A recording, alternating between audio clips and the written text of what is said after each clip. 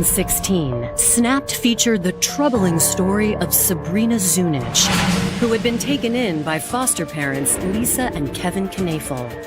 Being placed with the Knafels was a dream come true for her. But in little more than a year, Sabrina's dream would end in a nightmare. It was a slaughterhouse. An unstable foster child snapped. Now serving 30 years to life at Ohio's Dayton Correctional Institute, Sabrina is finally ready to reveal on camera the intimate details of her story. We're the picture-perfect family on the outside, but on the inside, it was completely different. She was right at the age where you're looking for intimate relationships. I was in a very delicate state. I was in love with this man, what I thought was love. He's 43 years old and Sabrina's foster father. He's manipulating her, saying they can lead this blissful life together. This fantasy of living happily ever after pushed her over the edge. If you want love, you're gonna do anything to get it. But how did love turn into rage? I was convinced that I was gonna lose everything that I've ever dreamed of if this didn't happen. This story is not as simple as a young woman snapping and killing someone. And I can't undo what's already been done. I was selfish, and I'm sorry. The situation is a perfect storm. Textbook predator move. He said, you could stab her. I'm Sabrina Ann Zunich. I chose to do this interview because I wanted my side of the story to be told in depth. This is 8 years after the initial incident, and I believe I have a different perspective now. I'm not a monster. I'm an individual who made a mistake that affected a lot of lives. This story has a lot of tentacles to it. The depth of the story and all the different people that have been affected by this, it's a bit staggering. So the story goes very deep. On the night of November 16th, 2012, the Willoughby Hills, Ohio Police Department received a terrifying 911 call. 911, what is your emergency? My mom was a knife. I'm just losing her. I'm just trying her, please. You need to take a deep breath for me so I can understand you. Who has a knife? My sister. That's a negative. You could hear on the 911 call where she's screaming. Oh my God! Stop! I've been doing this about 20 years. It is by far the worst 911 call I have heard. I'm gonna die! The dispatcher routed all available units to the scene. I got everyone coming to you, honey.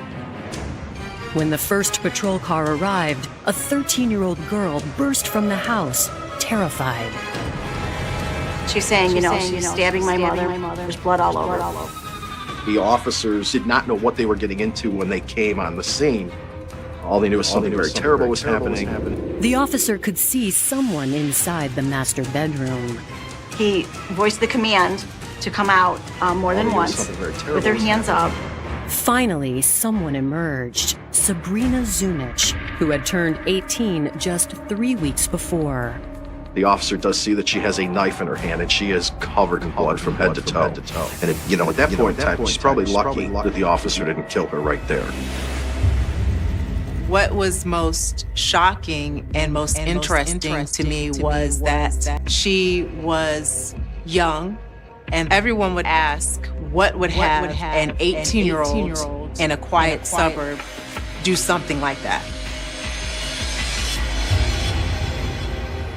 I had a very troubling childhood because I always wanted love, and I wanted love from my parents. And when I wasn't able to get that, I looked for it in any place that I could. Sabrina was born into a family that she had alcoholic and drug-addicted parents. She struggled very early in life. She had related a story to me that at one point, when she was still being bottle fed, to get her to go to sleep, they would put vodka in her bottle to get her to pass out so they could go about their lives. She had lots of challenges. I was diagnosed when I was 4 years old with ADHD, and growing up throughout my life, I was diagnosed with ODD, ADHD, bipolar, anxiety, depression. The state came in and she was taken out of her home. When I was 14, that's when I got into the actual system and was placed into group homes, and it was traumatic, to be honest with you, because it was like the realization that I was never going to live with my parents, like they were never going to change, and it was me having to get a reality check early on in life. The trauma of being removed from her family home was only heightened by the unstable life of the foster care system. There's so many years there of bouncing back and forth through the different places that she lived and different people that were in her life. In July 2011, after 2 years of being shuffled around the foster system, social services placed then 16-year-old Sabrina with a new family, the Knafels. Lisa and Kevin Knafel appeared to have it all. They had a beautiful house in Willoughby Hills. They had lovely children. There was 2 daughters. It was one from Lisa's first marriage, and then one from Lisa and Kevin's marriage, who was younger. Kevin drove a truck for a food service company, and Lisa had made a career out of helping troubled kids. Lisa Knafel was a social worker for Cuyahoga County. Lisa's job was to provide ongoing services for children who are in counseling and treatment. She was really good with kids put in bad situations. Lisa loved children, and she loved to help people. Lisa was a very caring individual. She always put others before herself. When she had foster children, she treated them like her own. She made sure she went the extra mile to be a good parent. My first impressions of Lisa and Kevin were that they were loving, they were caring, that they were into doing foster care for the betterment of the child. After everything that Sabrina had gone through up to that point, their home felt like a dream with stability, love, and with siblings. Sabrina immediately connected with the Knafels' 2 girls. We started off as friends, and then we moved into sisters. We'd do each other's hair, we'd get dressed, and we'd take pictures. We all connected. Me and Lisa's relationship was good at first, and me and Kevin had a very close relationship. I could be open with him, and it was a very easy relationship. She was a teenager who hadn't had that type of love before.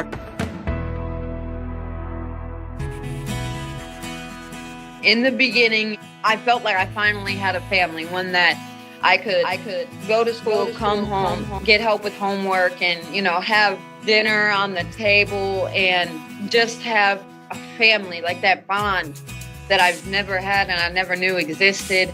It was everything that I've ever wanted. Her grades improved, and she was just doing great. She fits in fine. She gets in no problem. She doesn't skip school. Sabrina also started making friends in the area. We had 2 classes together. Sabrina was outgoing and very friendly and just kind of cocky. Nobody can really hold me back type of attitude. She had dreams, she had goals, and she wanted to be a massage therapist. In October 2012, after living with the Knafels for over a year, Sabrina turned 18. Normally, 18-year-olds leave foster care, unless they're still in high school and want to remain in the system. School was going great. She was in a family that was doing things and would go on vacations together. So she was wanting to stay with the family. Sabrina petitioned to be allowed to remain in the Knafel home. I was doing 2 grades at once at high school. They had gotten me there with the structure that they provided. And to uproot and be by myself and alone, that was a big risk that I was taking. But just 3 weeks after Sabrina petitioned to stay, the seemingly perfect image of the family shattered with a chilling 911 call.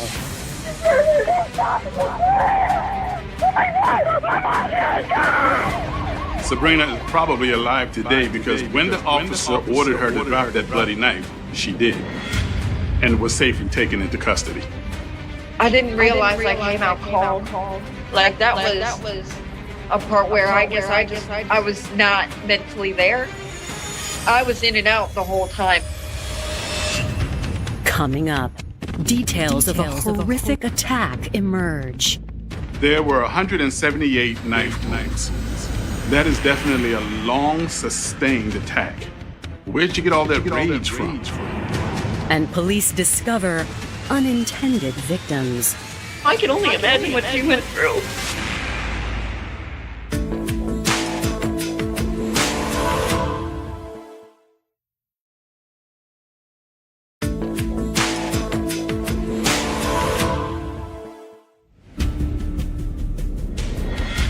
She stabbed your mom? Is your mom talking to you? Yeah, but she's screaming and yelling. On November 16th, 2012, police in Willoughby Hills, Ohio, had 18-year-old Sabrina Zunich in custody for ruthlessly attacking her foster mother. At the time, I didn't register it. I couldn't. I was blacking in and out. I wasn't coherent for everything. With Sabrina secured, police entered the master bedroom, where they found 41-year-old Lisa Knafel. They tried to do CPR, and she was just gone. In the closet, police made another shocking discovery: Lisa and Kevin's 3-year-old daughter. I don't even want to know how much she heard. Sabrina was in no state to answer any questions, or at least acting that way. And during the attack, she had suffered some cuts as well, as Lisa fought back, so they had to take her to the hospital. Kevin, Lisa's husband, isn't there. The only other people in the house were the girl, and the 3-year-old wasn't going to be able to give the police any details. She's just too young. So it all falls on the 13-year-old. This is a teenage girl who's been awakened in the middle of the night by screaming, who just witnessed her foster sister stabbing her mother. And I have a lot of regret and sorrow because I can only imagine what she went through. And she shouldn't have had to go through that. Nobody did. This situation. But kids are more resilient than we give them credit for. And she was able to tell police what happened. Megan found the strength to tell investigators the harrowing details of that evening. She walks into her mother's bedroom, probably being awoken from the screams of Lisa. What she's seeing is the very gruesome, graphic murder of her own mother. She is begging Sabrina to spare her mother's life, to stop. What? You're killing my mother. And she just doesn't stop. She's just repeatedly stabbing her, one stab after another stab. The assault was so violent, the knife was bent at some degree of an angle. It appeared that Lisa fought for her life. There was things knocked over. There was blood everywhere. She ultimately sustained 178 stab and slashing wounds.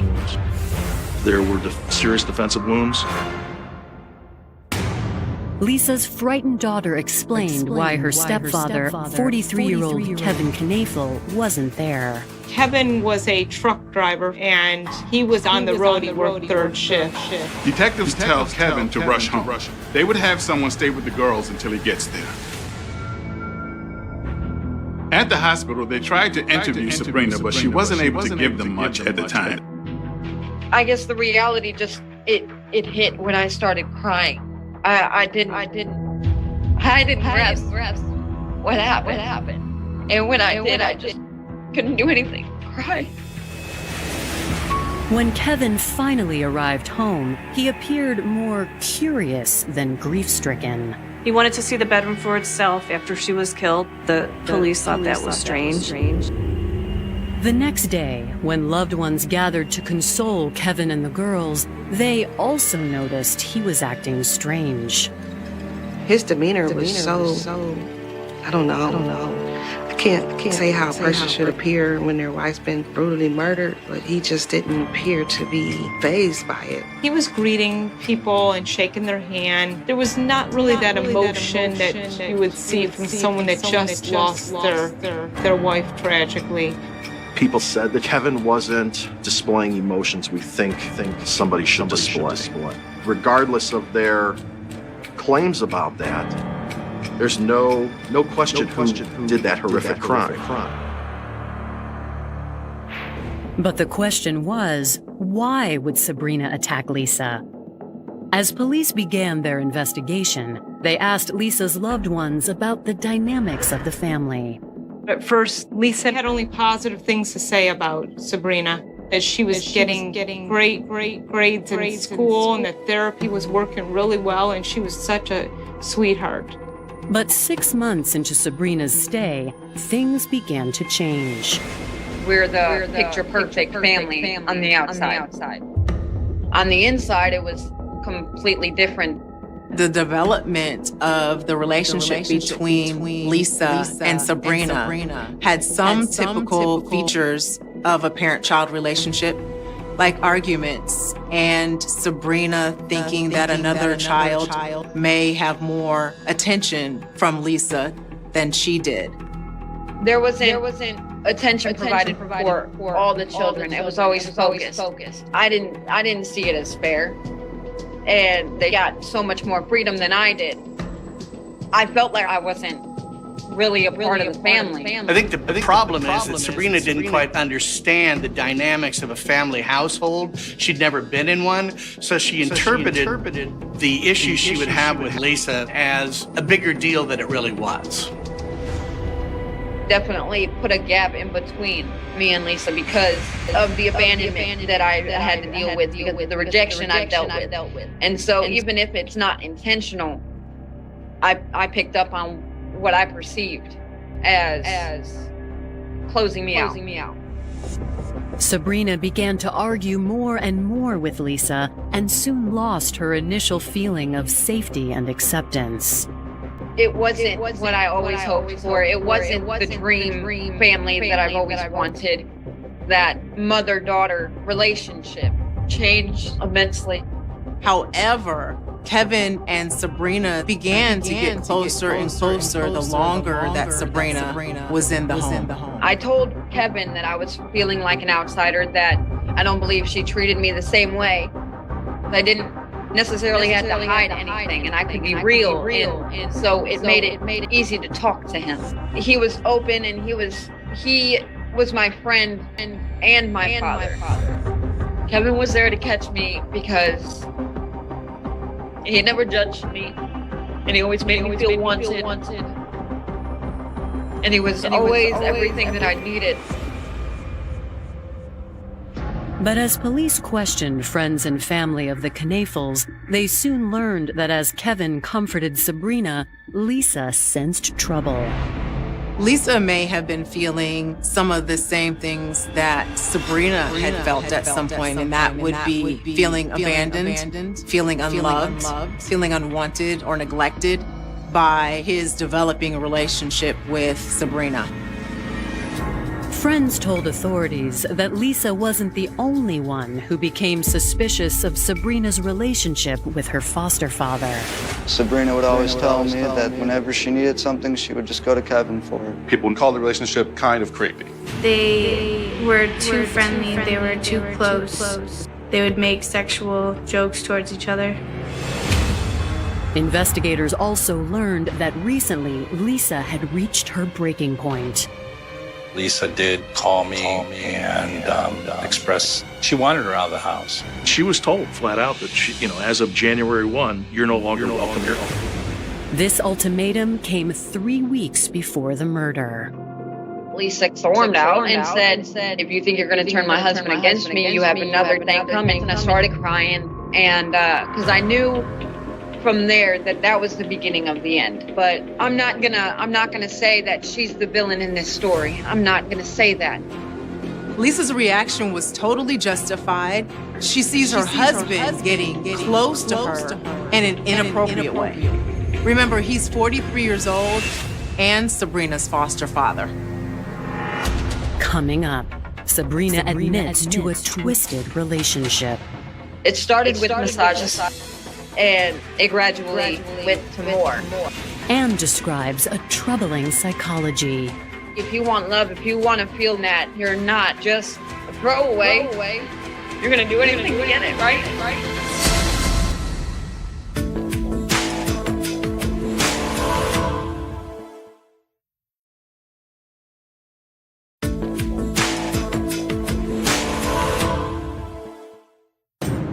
Investigating the murder of Lisa Knaefel, Ohio police began to focus on the relationship between Lisa's husband Kevin and the couple's foster daughter Sabrina Zunich, who stabbed Lisa to death. The vibe that I got from Kevin and Sabrina's relationship was that they were more boyfriend and girlfriend than they were father and daughter. I believe Sabrina was attracted to Kevin because she had daddy issues and a lot of abandonment issues. Investigators needed to determine, had Sabrina acted alone? As detectives interviewed more people, they learned Sabrina had actually tried to find help in carrying out the attack on her foster mother. She came to me and said she wanted to know if I knew any hitmen. And I think she might have actually thought I could help her. But I couldn't. And during investigators' conversation with Autumn, she made a startling accusation. I knew Kevin was involved because when Sabrina would talk about needing help, she would refer to the both of them. You know, me and Kevin need to get rid of Lisa. But when authorities initially pressed Sabrina about Kevin's involvement, she denied it. Sabrina was going to take the fall for it. She kept her mouth shut for 6 months because Kevin had promised that he was going to take care of her. After several months went by, she realized that she had been had, and that was when she decided that she's going to tell the truth. Once she decided to talk, Sabrina confirmed to police that she had begun an inappropriate relationship with Kevin 10 months after moving in with the family. It started with massages. I wanted to be a massotherapist. I wanted to help people all my life. And so he said, you can practice on me. And it started on the legs because he was a truck driver and, had cramps in his legs. And it gradually went to more, from father-daughter to significant others. Me and Kevin ended up being in a sexual relationship. The situation is a perfect storm because Sabrina feels like she is getting the dream family that she wants, but then he is manipulating her. I realized today that it was unhealthy, that I should have never entered into that relationship. I also know that I was in a very delicate state because of everything that I've lacked growing up. She was so young. She was a teenager. And sexual predators tend to slowly convince the person that they love them and that only they love them and that they can take care of them. Investigators asked Sabrina about what led to Lisa's killing. Kevin shared the problems in the marriage that they were having. He told me that he really didn't want to be married to her anymore, that he was not in love with her anymore, and that he just is in the marriage because of the children. He said, I want her gone. And I said, why not just divorce her? And he said, because I can't do it. The girls would end up going to her. Sabrina told police Kevin lured her into helping. It was about the promises that he made and that I was going to have a life that I wanted to live. A future that I never thought I could have. Some of the things that Kevin had discussed with Sabrina and dangled in front of her were things like going to modeling school, having their own home together, maybe in Florida where they could spend time at the beach. He laid the foundation that he is the answer to all of Sabrina's prayers. They can lead this blissful life together, a life that she craved forever. What I keep thinking about as I listen to the story is that it is a story, her story. She's claiming he wanted Lisa dead. Pretty convenient from someone found holding the bloody murder weapon. He started breaking down crying. He said that I can't do this anymore. I'm going to kill myself if she's not gone. Another textbook predator move. He's going to kill himself, preying on her sense of loss and abandonment. And now Sabrina has to contend with that she might lose him too. I said, well, what do you want me to do? And he said, you could stab her. I was in love with this man, what I thought was love. And so I was going to do anything for the man that I loved. That's when the planning started, and he picked out the knife. He told me how to do it, what position if she was sleeping to go and stab her, and to make it look like a burglary, to knock everything down and take all her jewelry. Sabrina told police that Kevin convinced her it was the only way they could be together. So on November 16th, 2012, while Kevin was safely out of town, she picked up the knife he chose and crept into Lisa's bedroom. My heart was pumping out of my chest. I could see it through my clothing. Like I was going to do it, and then I was like, no, you can't do it. Do it, don't do it. It was a constant fight. And when she woke up, I had no choice. She called out, please stop. She was on top of me at one time. She had the knife at one time. She fought for her life. When Megan made the 911 call, that's when I knew that this wasn't going to be how he told me it was going to. That the plan fell apart. Megan put her hand on me, I remember that. And she said, Bree, stop. And I just shrugged her off. I didn't know Haley was in the closet. When I found out, I broke down and cried.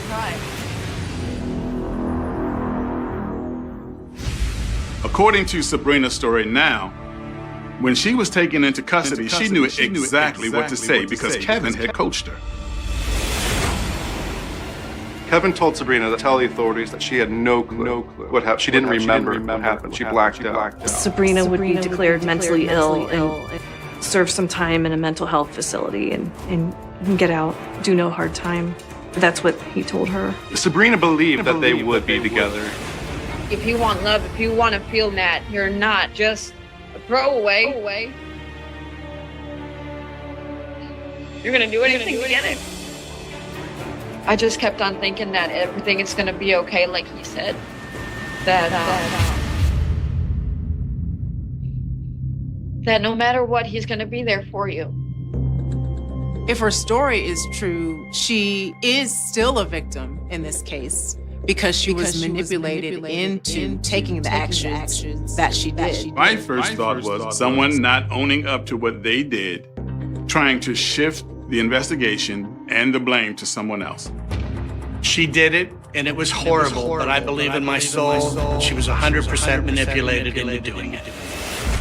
Based on Sabrina's statement and on the witness statements about an inappropriate relationship, authorities decided to arrest Kevin Knaefel for conspiracy to murder.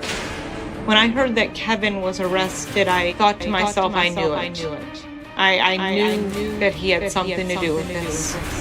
Kevin denied having an illicit relationship with Sabrina or any involvement in his wife's murder, and his defense team was confident Sabrina's statement was nothing but lies. There's no evidence that Kevin had ever done anything inappropriate with Sabrina. No DNA, no videotapes, nothing. Coming up, Sabrina's riveting testimony. He just needed me to do his dirty work. And a brand new motive emerges. He said she's worth more dead than alive.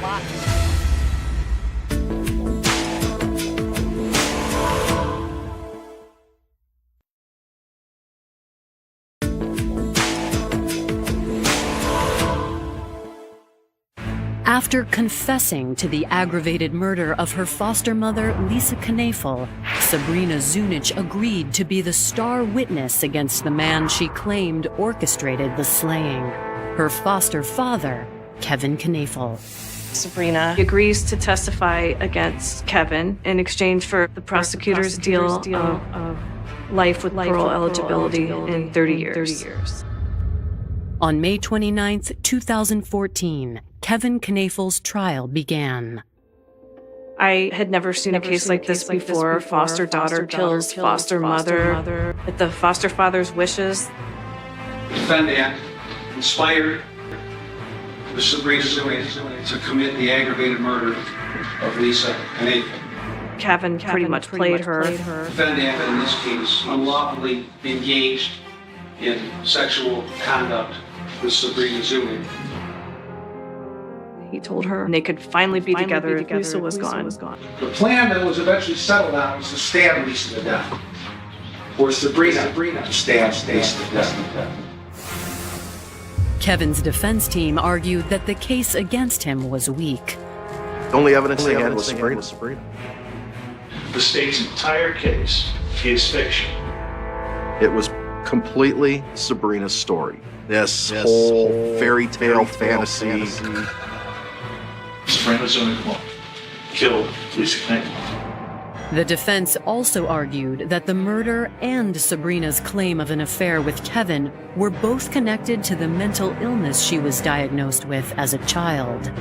The evidence will reflect that Sabrina Zunich received mental health care from the time of approximately 6 years old.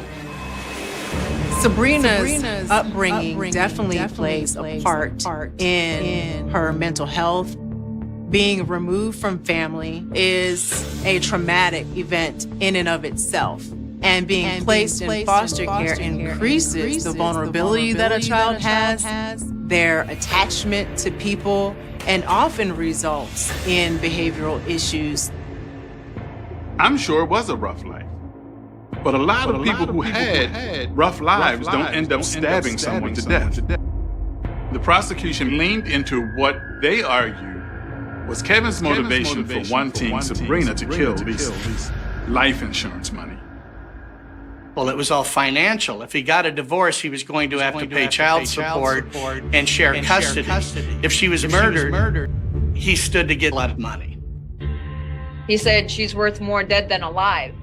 And he brought out two policies, one for $500,000, one for $250,000. And I said, oh, that's what you mean.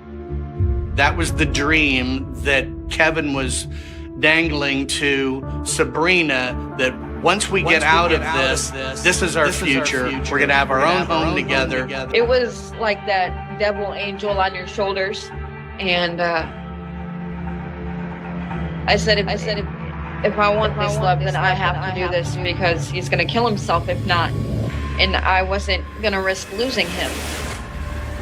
The defense called Autumn Pavlik to the stand, who testified about Sabrina wanting to hire a hitman. On cross-examination, she was forced to acknowledge that Kevin had never been part of any of those conversations. Under oath, Autumn also made a surprising admission about the alleged affair between Sabrina and Kevin. Sabrina never told me they were sexual. There was no evidence whatsoever that Kevin had any type of sexual relationship with her. As for the night of the murder, prosecutors argued that Kevin and Sabrina made their final plans via text message. The night before Lisa was killed, Sabrina and Kevin had been texting a lot. They had been in constant contact through the whole night. The content of the text messages is unknown, and the FBI were unable to retrieve any of the text messages off of Sabrina's phone. However, Sabrina was ready to testify about the texts and everything else in her own words and under oath. The state was hanging its hat on Sabrina. Sabrina testified about the sordid details of the insidious relationship from the first massage. I just massaged his inner thighs, and it progressively got more up into the genitals. To how he asked her to pleasure him as he drove her to school each day. We get into the car, and we give him a job. I was appalled, and I still am. He was working in the capacity of a foster parent. You know, that makes it even more unacceptable. She explained how, once Kevin groomed her, he dangled a fantasy life with him in front of the troubled teen. The insurance money would basically form this happily ever after life for me and him. At one point, the prosecutor directly asked Sabrina why she killed Lisa. Why did you do that? Because I was doing what I was told to do. Right, and who told you to do that? Kevin. As for what Sabrina claimed was in the 70 unrecovered text messages sent between them that day. What we were discussing in the text messages was what I should wear. If she had gone to sleep, I was giving him a play-by-play. When did she lay Haley down to rest? If Megan went to sleep. There were some details involved about the knife again, how to use it. And the last text Sabrina sent Kevin? I'm about to do it. I love you. I'll see you soon. I didn't want Lisa dead. I did it because he told me that he was going to kill himself. Why didn't I stop? Because I was convinced that I was going to lose everything that I've ever dreamed of if this didn't happen. Kevin and his defense team disputed Sabrina's description of the text messages and denied Kevin ever threatened suicide. Whether or not you told her to do it, Sabrina is the one that did it. Sabrina walked into the bedroom where the woman who had taken her into her home was sleeping. The mother of the two girls that Sabrina called sister, and stabbed her over and over and over again. I realized today that it was a plan and that he wanted me to get caught. And he wanted to live the life that he couldn't live without Lisa, and he just needed me to do his dirty work. Under cross-examination, the defense team attempted to discredit Sabrina as an unstable, evil, psychotic woman. I think Sabrina Zunich is a seriously flawed human being. The number of medical evaluations she had, she testified she had heard voices for about a month, which she blamed on a medication. Not only was she hearing voices, but the voices were telling her to harm other people. There was no real physical evidence against Kevin Knafel. It really wasn't a slam dunk for prosecutors. The whole thing kind of hinged on Sabrina Zunich and whether a jury would believe her statement. Coming up, the jury must decide whether or not to trust a killer. Maybe she was a manipulator. But what if she's a psychopath? And Sabrina faces her demons after 8 years behind bars. I know no matter what I say, I can't bring her back.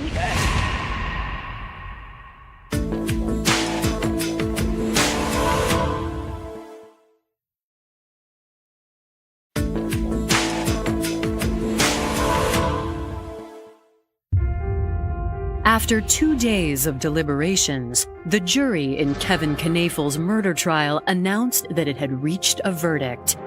The tension in the courtroom was thick. Had the jury believed Sabrina Zunich that Kevin made her do it? I did not see how any person could find her credible, let alone credible enough beyond a reasonable doubt to convict Kevin Knafel. Deborah Gutowski had led the jury through deliberations. We were aware that she had some issues and that she had some problems, but she was a very credible witness. The verdict was guilty on all 11 counts. When the verdict was read, I was elated. We were very emotional, and we cried and we hugged. Kevin was sentenced to life in prison with parole eligibility in 42 years. It'll be in his 80s before he's eligible. The judge told me that If it weren't for my testimony that Kevin would have not been convicted, I just pray that whatever help he needs, he gets. Because I know I'm broken, but he's got to be broken as well. Sabrina pled guilty to murder and was sentenced to life with the possibility of parole after 30 years. I believe that the responsibility for this crime is divided between two people. And that's me and Kevin. I committed the crime, and I won't never deflect from that because I did it and I was wrong. I believe that I should do time because I know they deserve justice. And the only justice they can get is me behind bars. Sabrina is very aware of the damage she's done, and she couldn't be more remorseful. She's horrified by her acts. She knows that these girls have no mom to move forward with. And I realize that there's more than one victim in this story. If it means anything, I truly do apologize. If I had a chance, I would tell them that I was selfish, and that I'm sorry, and that I never meant to hurt them. And I know, how can I say that when I killed their mother? I was in a place that I wasn't thinking about anybody but myself, and that was wrong, and it doesn't make it right. I know no matter what I say, I can't bring her back. And I can't undo what's already been done and what they've done. Am I remorseful? Absolutely. If I could go back, I would have left the home. I would have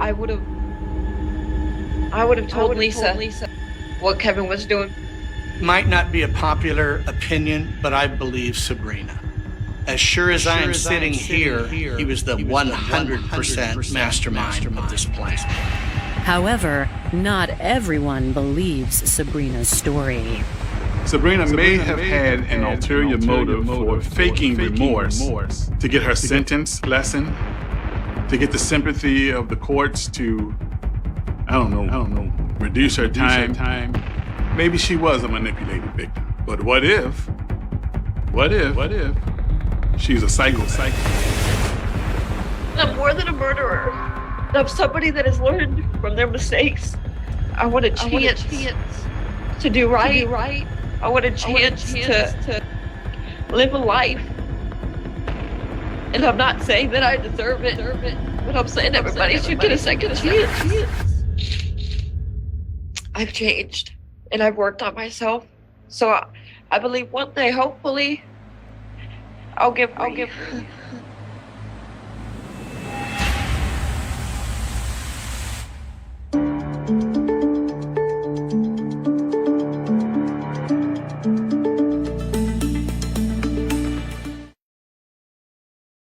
The first rumor arrived before sunrise. Not through newspapers. Not through police scanners. Not through the official channels people trusted. It arrived the old way. Quiet voices. Kitchen tables. Coffee poured into heavy ceramic mugs while darkness still pressed against the windows of Millfield, Indiana. Someone had been arrested. Someone old. Someone nobody expected. And somewhere inside the county courthouse, beneath fluorescent lights that had witnessed generations of secrets, a detective preparing for retirement supposedly whispered 6 words that traveled through town like a shockwave. We finally know what happened in 1984. By noon, nobody spoke about anything else. Because some stories never leave a place. They settle into the foundation. They become part of local weather. Children inherit them without realizing it. Parents lower their voices when certain names appear. Elderly residents stare a little longer at familiar roads after sunset. The past stops feeling like history and starts feeling alive. The disappearance of Sarah Whitmore was one of those stories. 40 years. 4 decades of unanswered questions. 4 decades of theories, accusations, broken friendships, fading memories, and one impossible mystery that refused to die. Then came a midnight arrest, and an entire town discovered that the truth had been living among them all along. But long before handcuffs clicked shut in the darkness, before DNA evidence transformed forgotten fragments into undeniable testimony, before detectives opened dusty evidence boxes that everyone assumed held nothing useful anymore, there was only a warm July evening in 1984 and a young woman who never came home. The night looked ordinary. That was the terrifying part. July 22nd. Millfield, Indiana. Population barely 6,000. A farming community wrapped in cornfields and routine. The kind of town where everybody recognized pickup trucks by sound alone. The kind of place where front doors remained unlocked because danger belonged to television programs and distant cities. People trusted familiarity. People trusted neighbors. People trusted history. And history would betray them. Sarah Whitmore was 23 years old. A waitress at Palmer's Diner. Smart. Restless. Ambitious. The oldest daughter in a family that had lived in Millfield for generations. She carried herself differently than most people her age. Not arrogant. Not rebellious. Just unwilling to accept that life had already been decided for her by geography. She talked about Chicago. About journalism school. About leaving. Not because she hated Millfield. Because she feared becoming trapped by it. Friends remembered her saying something strange just weeks before she disappeared. Small towns keep secrets longer than cities. At the time, everyone laughed. The comment sounded philosophical. Almost poetic. Nobody realized she meant it literally. On that Sunday evening, Palmer's Diner closed at 10. Sarah worked the late shift. Nothing unusual happened. Customers came and went. Farmers discussed crop prices. Teenagers occupied the corner booth near the jukebox. Travelers stopped briefly before continuing west. Life unfolded with the comforting predictability people mistake for safety. Around 9:30, another waitress noticed Sarah reading folded newspaper clippings during her break. Old articles. Yellowed edges. Local stories from years earlier. The coworker asked what she was looking for. Sarah smiled. History. Just history. Simple answer. Simple word. History. It would appear again and again over the coming decades like an echo nobody understood. At 10:15, Sarah left work. Multiple witnesses confirmed it. She walked toward her blue Chevrolet Nova parked beneath a flickering streetlight. She waved goodbye. She laughed at something one of the cooks shouted from the back entrance. Nothing seemed wrong. Nothing seemed unusual. The final confirmed sighting lasted perhaps 10 seconds. 10 ordinary seconds. Human lives disappear inside ordinary moments far more often than extraordinary ones. Her drive home should have taken 12 minutes. She never arrived. By midnight, her mother felt concern hardening into fear. Sarah always called. Always. Routine creates expectation. Expectation creates alarm when broken. At 1 a.m, family members began searching familiar roads. No sign. At 3, local deputies became involved. By dawn, Millfield understood that something terrible had happened. Communities recognize disaster instinctively. The atmosphere changes. Conversations shorten. People gather without being asked. Church bells sound different. The search began immediately. Volunteers appeared by the hundreds. Farmers left equipment, sitting idle in fields. Teachers postponed summer plans. Teenagers distributed flyers. The entire county transformed into one enormous act of hope. Helicopters crossed the skies. Tracking dogs followed weak trails that ended abruptly near Old County Road 14. Search teams combed rivers, forests, abandoned barns. Nothing. Absolutely nothing. Then, 36 hours after Sarah disappeared, her car was discovered. Parked. Locked. Abandoned. Less than 5 miles from her home. The location itself unsettled investigators. Old County Road 14 carried strange significance in Millfield. It connected farming communities established during the 19th century. Narrow. Poorly maintained. Rarely used after dark. Locals knew it. Outsiders rarely found it. Sarah's Chevrolet sat beneath towering sycamore trees as though someone had carefully placed it there. No visible signs of struggle. No shattered windows. No blood. Her purse remained inside. Keys missing. Driver's seat adjusted normally. Everything appeared untouched. Except for one detail. The passenger door stood slightly unlatched. Just enough to catch attention. Just enough to suggest movement. Investigators processed the vehicle meticulously. Fingerprints. Fibers. Photographs. Evidence collection in 1984 lacked modern sophistication, but experienced officers understood fundamentals. Preserve everything. Because sometimes insignificant things survive when memories fail. Inside the passenger compartment, technicians discovered partial biological material on the fabric seat. Tiny traces. Unremarkable. Potentially useless. DNA analysis remained primitive. Nobody imagined those fragments would one day alter an entire town's understanding of itself. The evidence received labels. Storage numbers. Documentation. Then history closed over it like water. Sheriff Harold Brennan led the investigation. 48 years old. Lifelong resident. Respected. Methodical. He knew nearly everyone in Millfield personally. That familiarity provided advantages. And devastating limitations. Because investigating strangers requires procedure. Investigating neighbors requires emotional courage. Every interview carried weight. Every question threatened relationships built across generations. Still, Brennan pushed forward. Sarah's family insisted she had no enemies. Friends described her as independent but cautious. No known romantic conflicts. No financial troubles. No obvious reasons for disappearance. The lack of motive created immediate confusion. People need explanations. Even terrible explanations feel preferable to emptiness. The emptiness remained. Within days, rumors emerged. They always do. A drifter passing through town. An ex-boyfriend from college. A secret relationship. A planned escape. Each theory briefly captured attention before collapsing beneath scrutiny. None fit. None explained the abandoned vehicle. None explained Sarah herself. Because those who knew her best agreed on one thing. She would never disappear voluntarily without contacting family. Never. Absolute certainty often accompanies unresolved mysteries. The conviction only deepens pain. 1 week after her disappearance, investigators uncovered something peculiar. Sarah had spent considerable time inside the Millfield Public Library during the previous month.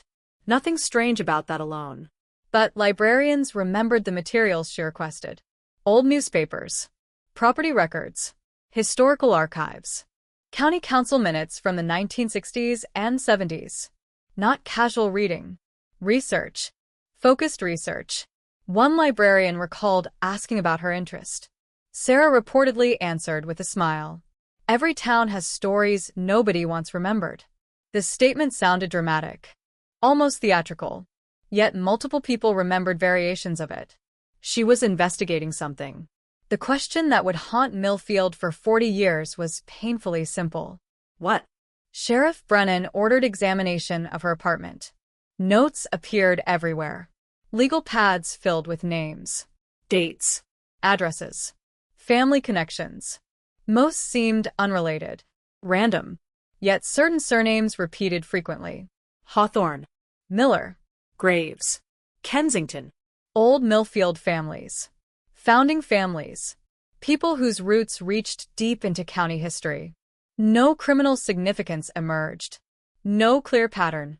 Just curiosity. Sarah Whitmore, waitress and aspiring journalist, had apparently been digging through local history shortly before vanishing. The discovery fascinated some investigators. Others dismissed it. Young people explore strange interests all the time. Coincidence remained possible. Coincidence always remains possible. Until it doesn't. The summer heat intensified. Search efforts expanded. National media briefly noticed the case. Television crews arrived. Interviewed grieving relatives. Captured images of endless cornfields and worried faces. America watched for a few days. Then attention moved elsewhere. Millfield remained. Millfield always remained. And Millfield could not move on. Children asked uncomfortable questions. Parents invented reassuring answers. Businesses placed donation jars near cash registers. Churches organized prayer circles. Hope transformed into ritual. Ritual transformed into endurance. By September, investigators faced painful reality. The active search had become a long-term investigation. Sarah Whitmore joined the terrible category every community fears. Missing. Unresolved. Possibly gone forever. Still, Sheriff Brennan refused surrender. He reviewed evidence constantly, especially the biological traces recovered from the passenger seat. Tiny samples, practically meaningless by contemporary standards. Laboratory reports offered little. Human origin likely. Further analysis impossible. Store for future reference. Future reference. 3 ordinary words. 3 words capable of changing destiny. Because the future arrives whether people prepare for it or not. And somewhere inside an evidence locker in rural Indiana, sealed carefully inside aging containers, waited the silent witness that would eventually solve everything. Not confessions. Not eyewitness testimony. Not forgotten memories resurfacing dramatically. Science. Patience. And the undeniable honesty carried inside human DNA.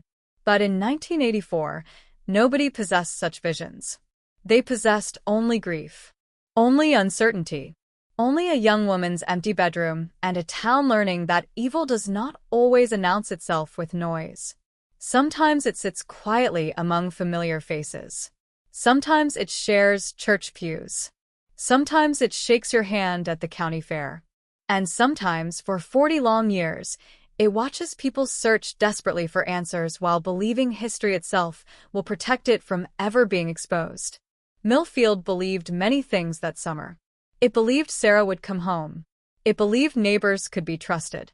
It believed the past belonged safely behind them. All 3 beliefs were wrong. The first winter without Sarah Whitmore felt longer than any season Millfield had ever known. Snow arrived early. Heavy. Relentless.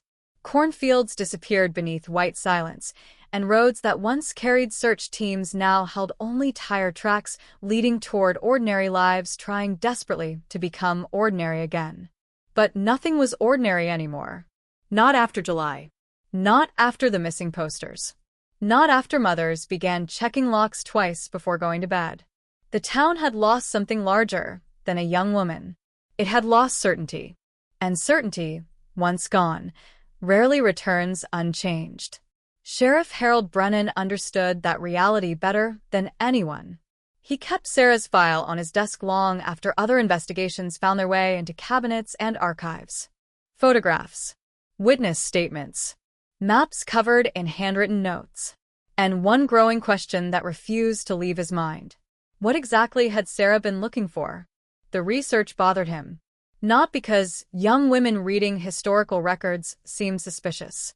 Because of the intensity, the focus, the deliberate pattern hidden inside apparently random interests. County council minutes, property transfers, newspaper clippings from 20 years earlier, interviews with elderly residents. Sarah Whitmore had been conducting an investigation of her own. No badge, no authority, just curiosity. And curiosity has led people into dangerous places since the beginning of human history. In January of 1985, Brennan reopened that line of inquiry. Deputies visited the public library once more. They examined checkout records, handwritten request forms, archive logs. The process felt tedious, almost pointless, until librarian Margaret Ellis remembered something nobody had previously mentioned. Sarah had spent hours studying events from 1968 through 1972. Not random years, specific years. She repeatedly requested materials concerning land disputes, county elections, and the closure of an old manufacturing facility outside Millfield. The Hawthorne Packing Plant. The name meant little to younger residents. Older citizens reacted differently. The plant once employed hundreds. Its closure devastated local families. Rumors of corruption circulated for years. Nothing was ever proven. Time moved on. People stopped talking, at least publicly. Sheriff Brennan made notes. Interesting. Possibly irrelevant. Yet the pattern deepened. Sarah kept returning to forgotten history. Always forgotten history. Meanwhile, the town created explanations to fill the vacuum left by uncertainty. Human beings cannot tolerate unanswered questions for long. The mind demands narratives. Narrativas. A traveling killer. An accident concealed by nature. A secret romance gone wrong. People selected theories matching their own fears and experiences. Arguments erupted inside diners and church parking lots. Friendships strained. Families disagreed. Because every theory carried implications. And implications pointed toward people. Real people. Neighbors. Classmates. Co-workers. Millfield had never learned how to suspect itself. The possibility felt unbearable. Sarah's parents refused to accept silence. Thomas and Elaine Whitmore organized search efforts throughout the winter. Volunteers still appeared. Not as many, but enough. Enough to remind everyone that hope remained alive. Even damaged hope retains extraordinary power. Luke Harper, Sarah's younger brother, joined every search. 19 years old. Quiet. Serious. The disappearance transformed him almost overnight. Friends remembered a fundamental change. Before July, he planned to study agriculture. After July, he spoke about law enforcement, about investigations, about justice. Trauma rearranges futures without asking permission. He stopped talking about leaving Millfield. Instead, he became rooted to the very place that had taken his sister. Perhaps because leaving felt like surrender. Perhaps because answers required proximity. Nobody knew, least of all Luke himself. During February, another strange detail emerged. Sarah's apartment landlord discovered a small cardboard box hidden inside a closet during routine maintenance. Inside sat newspaper clippings. Dozens of them. Local stories spanning nearly 25 years. Most concerned disappearances. Accidents. Political controversies. Nothing connected, obviously. Nothing criminal. Yet several articles contained heavy underlining. One headline especially captured investigators' attention. County officials declare Hawthorne dispute finally resolved. Published in 1971. Sarah had circled nearly every paragraph. Why? No explanation existed. The dispute involved property rights and labor conflicts. Complicated legal matters. Ancient history. At least, that's how people described it. Ancient history. The phrase appeared repeatedly whenever investigators questioned older residents. Ancient history. Leave it alone. Nothing important. People moved on. Those responses intrigued Brennan more than cooperation ever could. Because human beings rarely insist upon forgetting things that genuinely do not matter. Silence requires maintenance. Maintenance implies value. The sheriff recognized that instinctively. He simply lacked evidence. Evidence remained stubbornly absent. Spring arrived. The anniversary approached. 1 year. 365 days without answers. National attention had vanished entirely. Reporters pursued newer tragedies. Bigger stories. Millfield remained alone with its grief. The memorial service drew hundreds. Candles illuminated faces aged prematurely by uncertainty. Sarah's mother spoke briefly. Her voice remained steady until one sentence shattered everyone present. Someone knows what happened. Someone wakes up every morning carrying the truth. The statement lingered in collective memory for decades. Because everybody understood its terrible logic. Missing persons cases create two groups of survivors. Families seeking answers. And individuals hiding them. Whether through guilt, fear, loyalty, or direct involvement, somebody always knows more than investigators discover. The question involves identity. Who? Sheriff Brennan expanded interviews. Again, he spoke with former employees from Hawthorne Packing Plant, retired council members, landowners connected to old disputes. Nothing concrete emerged. Yet conversations shared a peculiar characteristic. Discomfort. Not fear. Not hostility. Discomfort. People answered questions while avoiding eye contact. They changed subjects. They emphasized how long ago everything happened.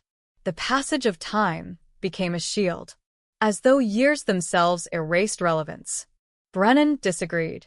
History influences present realities more than communities admit, especially small communities. Because small towns preserve memory differently. Nothing truly disappears. It merely settles beneath newer stories. Sarah Whitmore seemed to understand that, perhaps better than anyone. One former councilman recalled meeting her inside a diner weeks before she vanished. She asked about land transfers connected to the plant closure. Ordinary questions. Then she asked something extraordinary. Who benefited when everybody stopped talking? The old man reportedly laughed, called her dramatic. Yet decades later, he still remembered the exact wording. Memory selects significance instinctively. That question mattered. Nobody knew why. Summer returned. The second July felt heavier than the first. Hope had matured into endurance. Search posters faded beneath sunlight.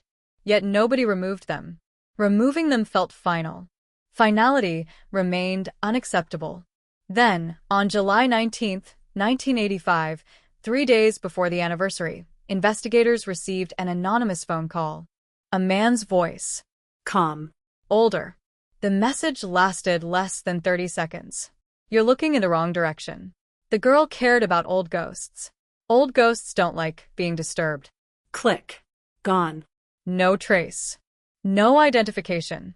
Nothing. The call electrified Millfield. Media returned briefly. Speculation exploded. Was it a confession? A prank? A warning? Sheriff Brennan released almost no details publicly. Privately, however, the message disturbed him deeply. Because of one phrase. Old ghosts. Sarah herself frequently used similar language. History. Forgotten stories. Things people preferred not to remember. The parallels felt impossible to ignore.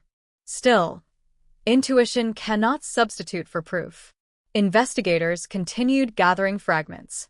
Fragments refused to become pictures.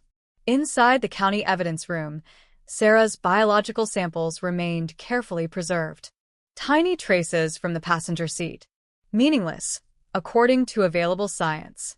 Technicians occasionally revisited reports, always reaching identical conclusions. Insufficient. Store for future developments. Nobody anticipated how profound those words would eventually become. Future developments. The future was already moving toward them. Computers improved. Forensic methods evolved. DNA science advanced quietly in laboratories far removed from Indiana cornfields. Revolutions often begin unnoticed. Millfield paid little attention. The town focused on immediate pain, immediate absence, immediate questions. Luke Harper enrolled in criminal justice courses at a nearby college. Friends considered the decision obvious. Others considered it tragic. He never discussed motivations. Never spoke publicly about Sarah. Instead, he read, studied, learned, as though knowledge itself represented resistance against helplessness. Maybe it did. One evening, while organizing Sarah's belongings, Elaine Whitmore discovered a handwritten note folded inside an old book. No date. No explanation. Just one sentence written in Sarah's unmistakable handwriting. People think history is over when the headlines end. The line sent chills through everyone who read it. Because Sarah had been trying to understand something. Something specific. Something important enough to occupy her final months. And whatever she discovered remained hidden. Protected by time. Protected by silence. Protected, perhaps, by individuals the town trusted completely. Millfield entered its second year without answers. The seasons changed. The evidence waited. The truth remained alive somewhere beyond reach.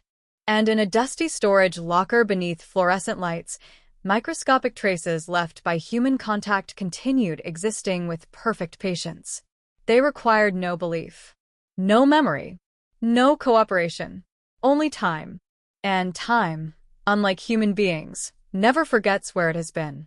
By the summer of 1986, Millfield had learned a dangerous habit. People stopped asking direct questions, not because curiosity disappeared, because curiosity had become exhausting. Every conversation eventually reached the same dead end. Every theory dissolved into uncertainty. Every fresh lead turned into another disappointment added to an already unbearable collection. Silence began replacing investigation. And silence has a way of protecting things that should never survive. Sheriff Harold Brennan noticed it immediately. Witnesses who once volunteered information now hesitated. Families that eagerly participated in search efforts slowly withdrew. The energy of collective determination transformed into private grief. Nobody announced the change. It simply happened. Human beings cannot live indefinitely inside crisis. Eventually, they build routines around pain. The town adapted. The mystery remained. Sarah Whitmore's bedroom stayed exactly as she left it. Her mother refused to move a single object. Books remained stacked beside the window. Photographs remained pinned above the desk. An unfinished grocery list still rested beneath a coffee mug stained by time. Visitors entering the room felt something strange. Not sadness alone. Expectation. As though the house itself continued waiting for footsteps that never came. Thomas Whitmore spent evenings on the front porch watching traffic pass. The same ritual. Every night. Friends encouraged him to move forward. He answered with the same sentence. Forward to where? Nobody had a response. Meanwhile, Luke Harper continued his studies. Criminal justice. Investigative procedure. Evidence preservation. He absorbed information with extraordinary intensity. Professors noticed immediately. This was not academic curiosity. This was survival. Luke studied because understanding represented the only weapon available against helplessness. One instructor later remembered a particular conversation. The class discussed unsolved disappearances. Most students focused on procedures, statistics, jurisdiction. Luke asked a different question. What happens when an entire community decides certain memories are more valuable than truth? The room reportedly fell silent. Even experienced educators struggled to answer. Because the question carried uncomfortable implications. Not about crime, about human nature itself. Back in Millfield, Sheriff Brennan reopened examination of Sarah's research materials. Again and again, the pattern persisted. Old newspapers, property transfers, meeting records, historical disputes involving prominent local families. One name appeared with increasing frequency. Edwin Hawthorne, former owner of Hawthorne Packing Plant, business leader, philanthropist, deceased since 1978. Respected, practically legendary among older residents. Sarah had collected dozens of references connected to him. Photographs, articles, financial records available through public archives. Why? Nobody understood. The official history painted Hawthorne as a community builder, a man who provided jobs and opportunity. The plant closure in 1971 resulted from economic realities, at least according to newspapers. Alternative narratives existed quietly. Labor disagreements, political influence, property acquisitions that benefited certain families while devastating others. Rumors. Nothing more. Rumors rarely survive formal investigation, yet they survive something else. Memory. Sarah seemed fascinated by memory, especially memories people preferred not to discuss. During August, Brennan interviewed Margaret Ellis once more. The librarian had grown increasingly reflective about Sarah's final months. This time, she remembered a conversation previously overlooked. Sarah asked whether local archives ever removed materials. Margaret laughed at the question. Of course not. Public records remain public. Sarah reportedly smiled. Then why do some stories disappear anyway? Simple words. Profound implications. The sheriff wrote them down carefully. Because Sarah wasn't investigating events. She was investigating disappearance itself. Not merely her own future disappearance. The disappearance of narratives. Of histories. Of inconvenient truths. That realization unsettled him. It also offered nothing actionable. Investigations require evidence. Philosophy solves very few crimes. The third anniversary approached. Still no body. Still no suspects. Still no explanation. Media attention had evaporated entirely. Millfield existed alone inside its own mystery. And perhaps that isolation changed things more than anyone realized. Without outside scrutiny, communities create internal versions of reality. Stories become polished. Contradictions soften. Difficult questions gradually lose urgency. People protect one another. Sometimes intentionally, sometimes unconsciously. The distinction matters less than the outcome. Luke returned home during summer break. Older, quieter, more disciplined. He visited the sheriff's office frequently. Not to interfere. To learn. Brennan respected him. Perhaps saw a younger version of himself. One evening, after reviewing old files, Luke asked something nobody else had considered. What if Sarah found information she wasn't supposed to connect together? The sheriff looked up. Explain. Luke pointed toward the evidence spread across the desk. None of these historical events matter individually, but maybe together they create a picture somebody wanted forgotten. The theory sounded speculative, yet strangely reasonable. Human beings hide patterns more often than isolated facts. Individual incidents appear harmless.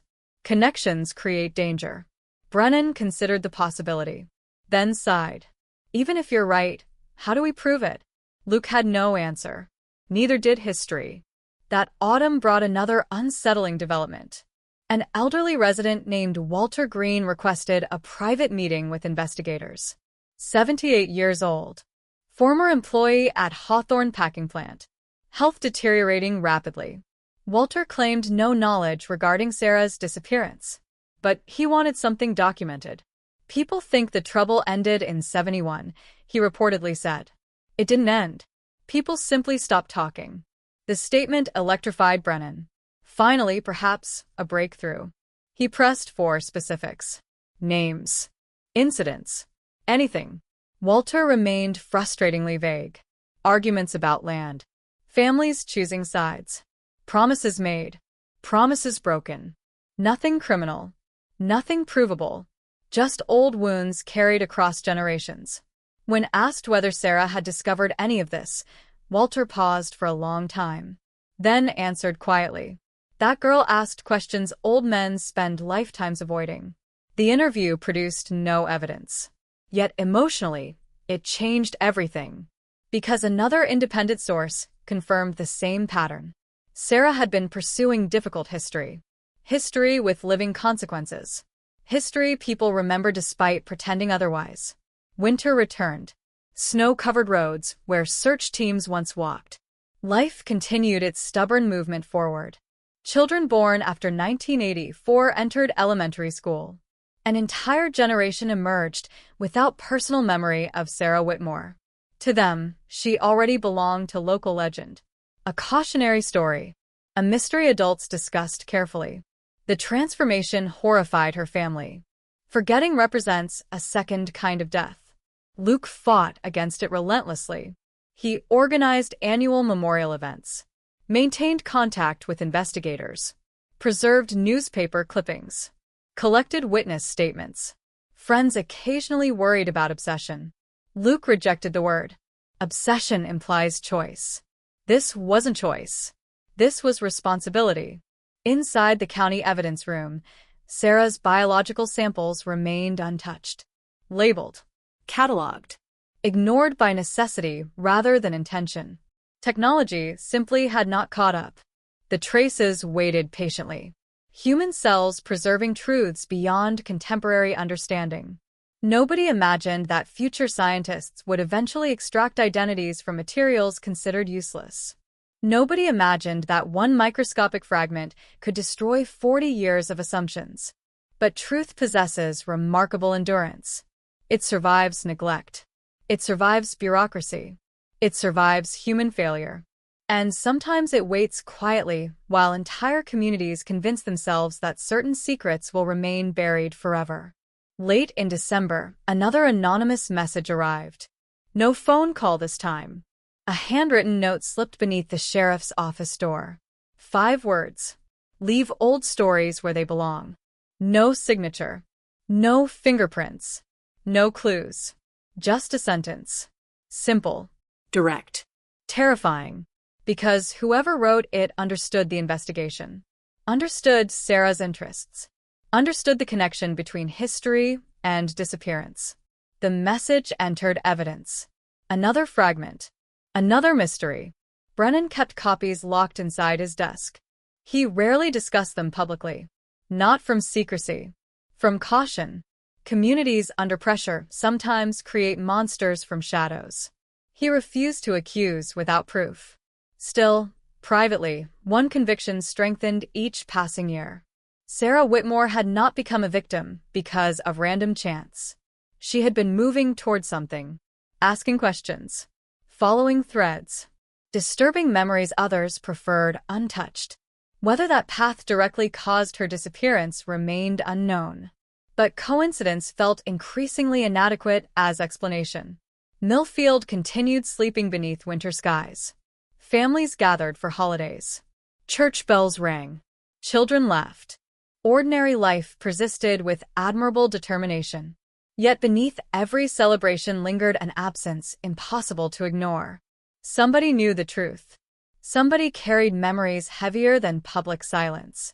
And somewhere inside preserved evidence waiting patiently for technologies not yet invented, human DNA remained utterly indifferent to fear, loyalty, reputation, or time itself. It remembered, even when everyone else tried not to. The fourth year began with a funeral. Not for Sarah Whitmore. That absence remained. No grave. No final ceremony. No place where grief could settle into permanence. Instead, Millfield buried Sheriff Harold Brennan's certainty. The veteran lawman stood before county officials in March of 1988 and admitted something he had spent years fighting against. The investigation had reached a wall. No active leads. No credible suspects. No new evidence. The case would remain open, but resources had to move elsewhere. The announcement devastated the town. People expected disappointment. They never expected surrender. Brennan refused to call it surrender. Reality, he insisted. Reality demands difficult choices. Yet even as he spoke those words, he understood their limitations. Because some cases refuse administrative logic. Some cases remain alive long after paperwork declares otherwise. Sarah Whitmore's disappearance belonged to that category. It haunted roads, conversations, family dinners, graduation ceremonies. Every milestone carried invisible absence. Luke Harper graduated from college that same spring. Criminal justice degree. Excellent grades. Multiple opportunities outside Indiana. He rejected all of them. Friends considered the decision tragic. Professors considered it understandable. Luke himself offered no explanation. He simply returned home. Back to Millfield. Back to unfinished business. People assumed he wanted to help solve his sister's case. The truth felt more complicated. He feared what would happen if nobody remained committed to remembering. Memory requires guardians. Without them, history dissolves. Sarah understood that, perhaps too well. Meanwhile, Brennan prepared retirement plans. 30 years in law enforcement had exhausted him. The Whitmore investigation accelerated that exhaustion beyond anything he admitted publicly. He carried the case personally. Every missing answer felt like professional failure. Every anniversary deepened the weight. One evening, while organizing files, he discovered something strange. A map Sarah had drawn by hand. Nothing extraordinary at first glance. County roads, property boundaries, historical landmarks. Then patterns emerged. Circles, connections, names written beside abandoned locations. Hawthorne Plant, Miller Farm, Kensington Mill, Old St. Agnes Cemetery. Places linked not by geography, by history. Luke examined the map carefully. She wasn't documenting locations, he said quietly. She was tracking relationships. The observation stunned Brennan, because it felt correct. Sarah had built a network, not of roads, of people, families, influence. events stretching backward through decades. The sheriff suddenly understood why her research always seemed fragmented. It wasn't fragmented. It was interconnected in ways nobody else recognized. The question remained devastatingly simple. What had she discovered before disappearing? No answer emerged. Only deeper mystery. Summer arrived. The 4th anniversary approached. By now, Millfield had perfected rituals of remembrance. Candlelight vigils. Prayer services. Newspaper retrospectives repeating identical details year after year. The repetition comforted some residents. Others found it unbearable. Because repetition without resolution slowly transforms tragedy into folklore. Sarah's parents resisted that transformation fiercely. Elaine Whitmore still expected phone calls after dark. Still turned toward familiar footsteps. Grief had not softened. It had merely settled deeper. Thomas spoke less each year. Silence became his language. Not angry silence. Protective silence. The kind that develops when words fail repeatedly. Then, in July 1988, something unexpected happened. An investigative journalist from Indianapolis arrived in Millfield. Rebecca Sloan. 32 years old. Ambitious. Persistent. She specialized in long-forgotten cases and institutional failures. Sarah Whitmore's story fascinated her immediately. Not because of the disappearance itself. Because of the historical research. Rebecca recognized patterns. Young woman investigates local history. Questions influential families. Disappears without explanation. The narrative possessed uncomfortable implications. She interviewed everyone. Family members. Former coworkers. Librarians. Retired officials. And one conclusion formed rapidly. Millfield knew more than it admitted. Not collectively. Not consciously. But memory lingered beneath the surface. People hesitated when certain names appeared. Conversations shifted. Eyes moved toward windows. Tiny reactions, yet meaningful ones. Rebecca wrote extensive notes. One sentence appeared repeatedly. Everybody remembers. Nobody explains. The phrase captured the town perfectly. During her investigation, she uncovered another forgotten detail. Sarah attended multiple county council meetings during early 1984. Public meetings. Open records. Nothing secretive. Yet her attendance surprised everyone. 23-year-old waitresses rarely spend evenings listening to zoning discussions and historical property disputes. What interested her? Meeting minutes offered clues.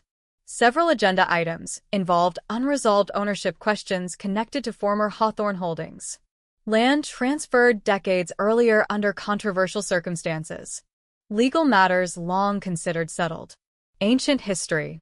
Again that phrase. Ancient history. Rebecca hated it immediately. Ancient history often means living memory people prefer not to examine. She requested interviews with surviving participants. Most declined. Politely. Firmly. One elderly businessman offered a remarkable statement before ending their conversation. Young lady, communities survive because some arguments eventually stay buried. Rebecca wrote the sentence down word for word, because it sounded less like wisdom and more like warning. Her articles generated temporary national interest. Briefly, headlines appeared. Indiana cold case raises new questions.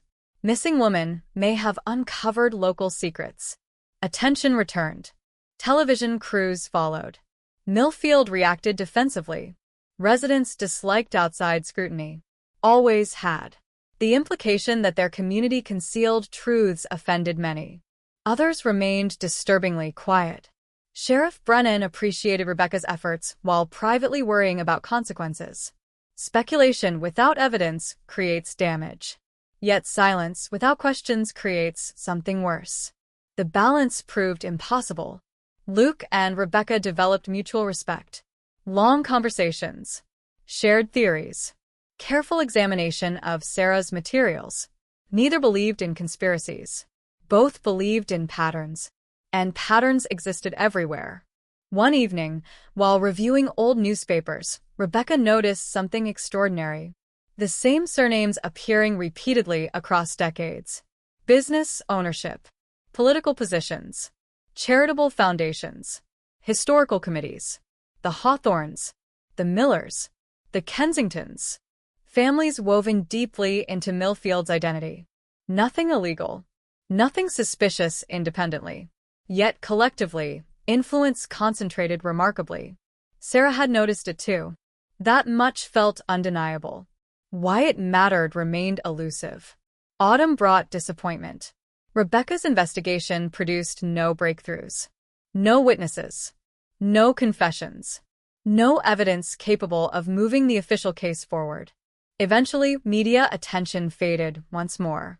She returned to Indianapolis carrying boxes of notes and profound frustration.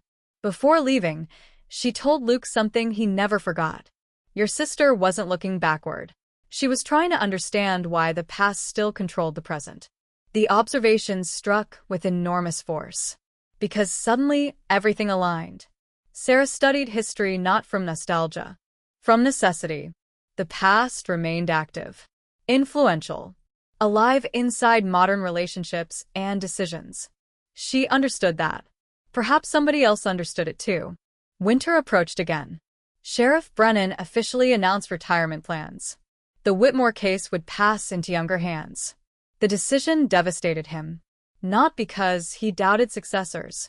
Because leaving felt unfinished. Some investigations become part of identity. Sarah's disappearance had reshaped his understanding of community, trust, and truth itself.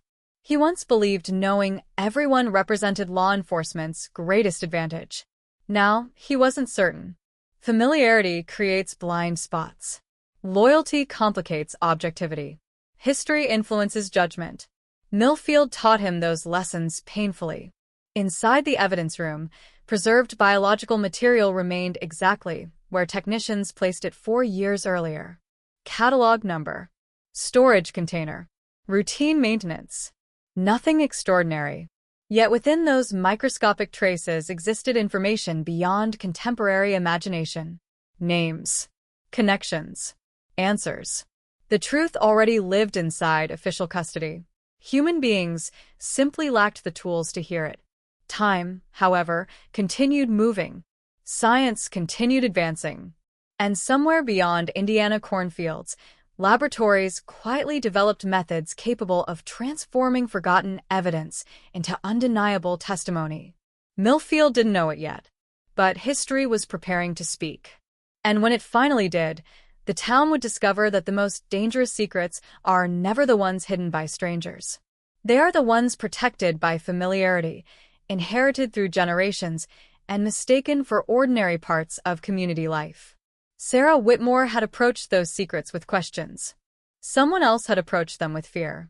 Only one of them remained alive to keep silent. Retirement changed Sheriff Harold Brennan in ways nobody expected. He did not become peaceful. He did not become lighter. He became restless. For 30 years, procedure had given structure to uncertainty. Reports needed filing. Witnesses required interviews. Evidence demanded preservation. The machinery of law enforcement created the comforting illusion that movement always meant progress. Retirement removed the machinery.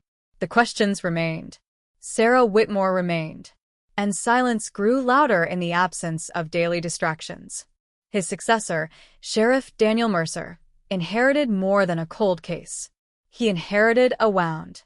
A wound embedded so deeply into Millfield's identity that nobody under 40 could remember the town before it existed. Children learned Sarah's name in whispers. Teenagers drove past Old County Road 14 with unnecessary caution. Parents repeated rules their own parents never needed to emphasize. Be home before dark. Call if plans change. Never assume familiarity means safety. The disappearance had rewritten local culture. Invisible changes. Permanent changes. The kind historians rarely document, but communities never forget. Mercer approached the case differently.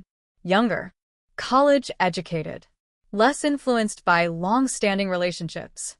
He respected local traditions while maintaining emotional distance from them. Distance can be valuable. It allows questions older generations hesitate to ask. Within months, Mercer ordered a complete review of investigative assumptions. Not evidence. Assumptions. The distinction mattered enormously. Because evidence rarely lies. Interpretations do. One assumption immediately captured his attention. The belief that Sarah's historical research represented a side interest rather than the center of her final months. Mercer disagreed. Everything pointed toward obsession. Purposeful obsession. People do not spend evenings reading county records and interviewing retired factory workers without specific motivation. She had been pursuing something.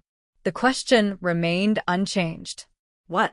Luke Harper, now 24, welcomed Mercer's perspective. Their relationship developed cautiously. Mutual respect. Shared frustration. Neither man enjoyed speculation unsupported by facts. Yet both recognized patterns impossible to ignore. One rainy evening in October 1989, they spread Sarah's materials across a conference table inside the sheriff's office. Maps. Notes. Clippings. Property records. Hours passed. Then Mercer noticed something nobody else had emphasized. Dates. The same dates appeared repeatedly. 1968, 1969, 1970, 1971. Sarah connected them constantly. Why those years? Luke studied the documents. The answer emerged gradually. Change. Those years represented periods of major transition in Millfield.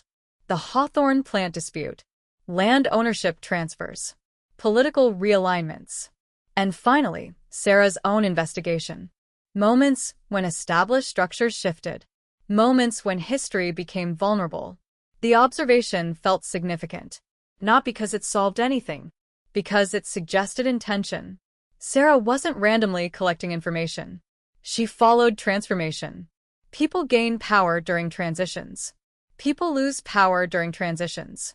Stories get rewritten during transitions. Perhaps she understood that. Perhaps somebody feared she understood it. Meanwhile, life continued. As life always does. Sarah's parents aged visibly. Elaine developed the habit of preserving newspaper articles related to missing persons across the country. Other families. Other mysteries. Shared grief transcends geography. Thomas spent increasing amounts of time alone. Friends worried. He insisted solitude brought clarity. Maybe it did. Or maybe silence simply felt more honest than conversations containing no answers. The 5th anniversary arrived during unbearable summer heat. 5 years. A number carrying strange emotional weight. Long enough to destroy hope. Not long enough to destroy memory. The memorial service drew enormous crowds. Larger than expected. Perhaps because milestones force reflection. Perhaps because people sense something unfinished moving beneath the surface. Luke spoke publicly for the first time. Brief remarks. Carefully controlled. One sentence, however, stayed with everyone present. My sister believed that communities remember more than they admit. The statement landed heavily. Not accusatory. Not angry. Simply true. People exchanged glances. Older residents looked downward. Because somewhere deep inside collective consciousness, Millfield understood exactly what he meant. After the ceremony, an elderly woman approached Luke quietly. Eleanor Hastings, 81 years old, born in Millfield, lived there her entire life. She asked for privacy. What followed became one of the strangest conversations in the history of the investigation. Sarah came to see me 3 weeks before she disappeared, Eleanor said. Nobody had reported this interaction previously. Mercer arranged an immediate interview. The elderly woman explained her silence. At the time, it seemed unimportant. Now, she wasn't so certain. Sarah had questions about the Hawthorne years. About families who stopped speaking to one another. About land that changed hands unexpectedly. Ordinary historical curiosity. Then came the remarkable part. She asked me whether peace built on silence is actually peace. The room fell completely silent. Mercer wrote every word carefully. Eleanor continued. I told her some wounds survive because remembering them helps nobody. She disagreed. What did she say? Luke asked softly. The old woman stared toward the window. Truth doesn't disappear just because people become comfortable without it. Nobody spoke for several moments, because the sentence sounded profoundly like Sarah. Fearless, idealistic, potentially dangerous. The interview produced no direct evidence. Yet emotionally, it transformed understanding. Sarah wasn't merely researching events. She was challenging philosophies, questioning assumptions entire generations accepted without resistance. That kind of questioning creates admiration. It also creates enemies, especially among people who mistake silence for stability. Sheriff Mercer expanded inquiries into historical disputes surrounding Hawthorne interests. Results remained frustrating. Documents existed. Details did not. Records ended abruptly. Meeting minutes summarized disagreements without specifics.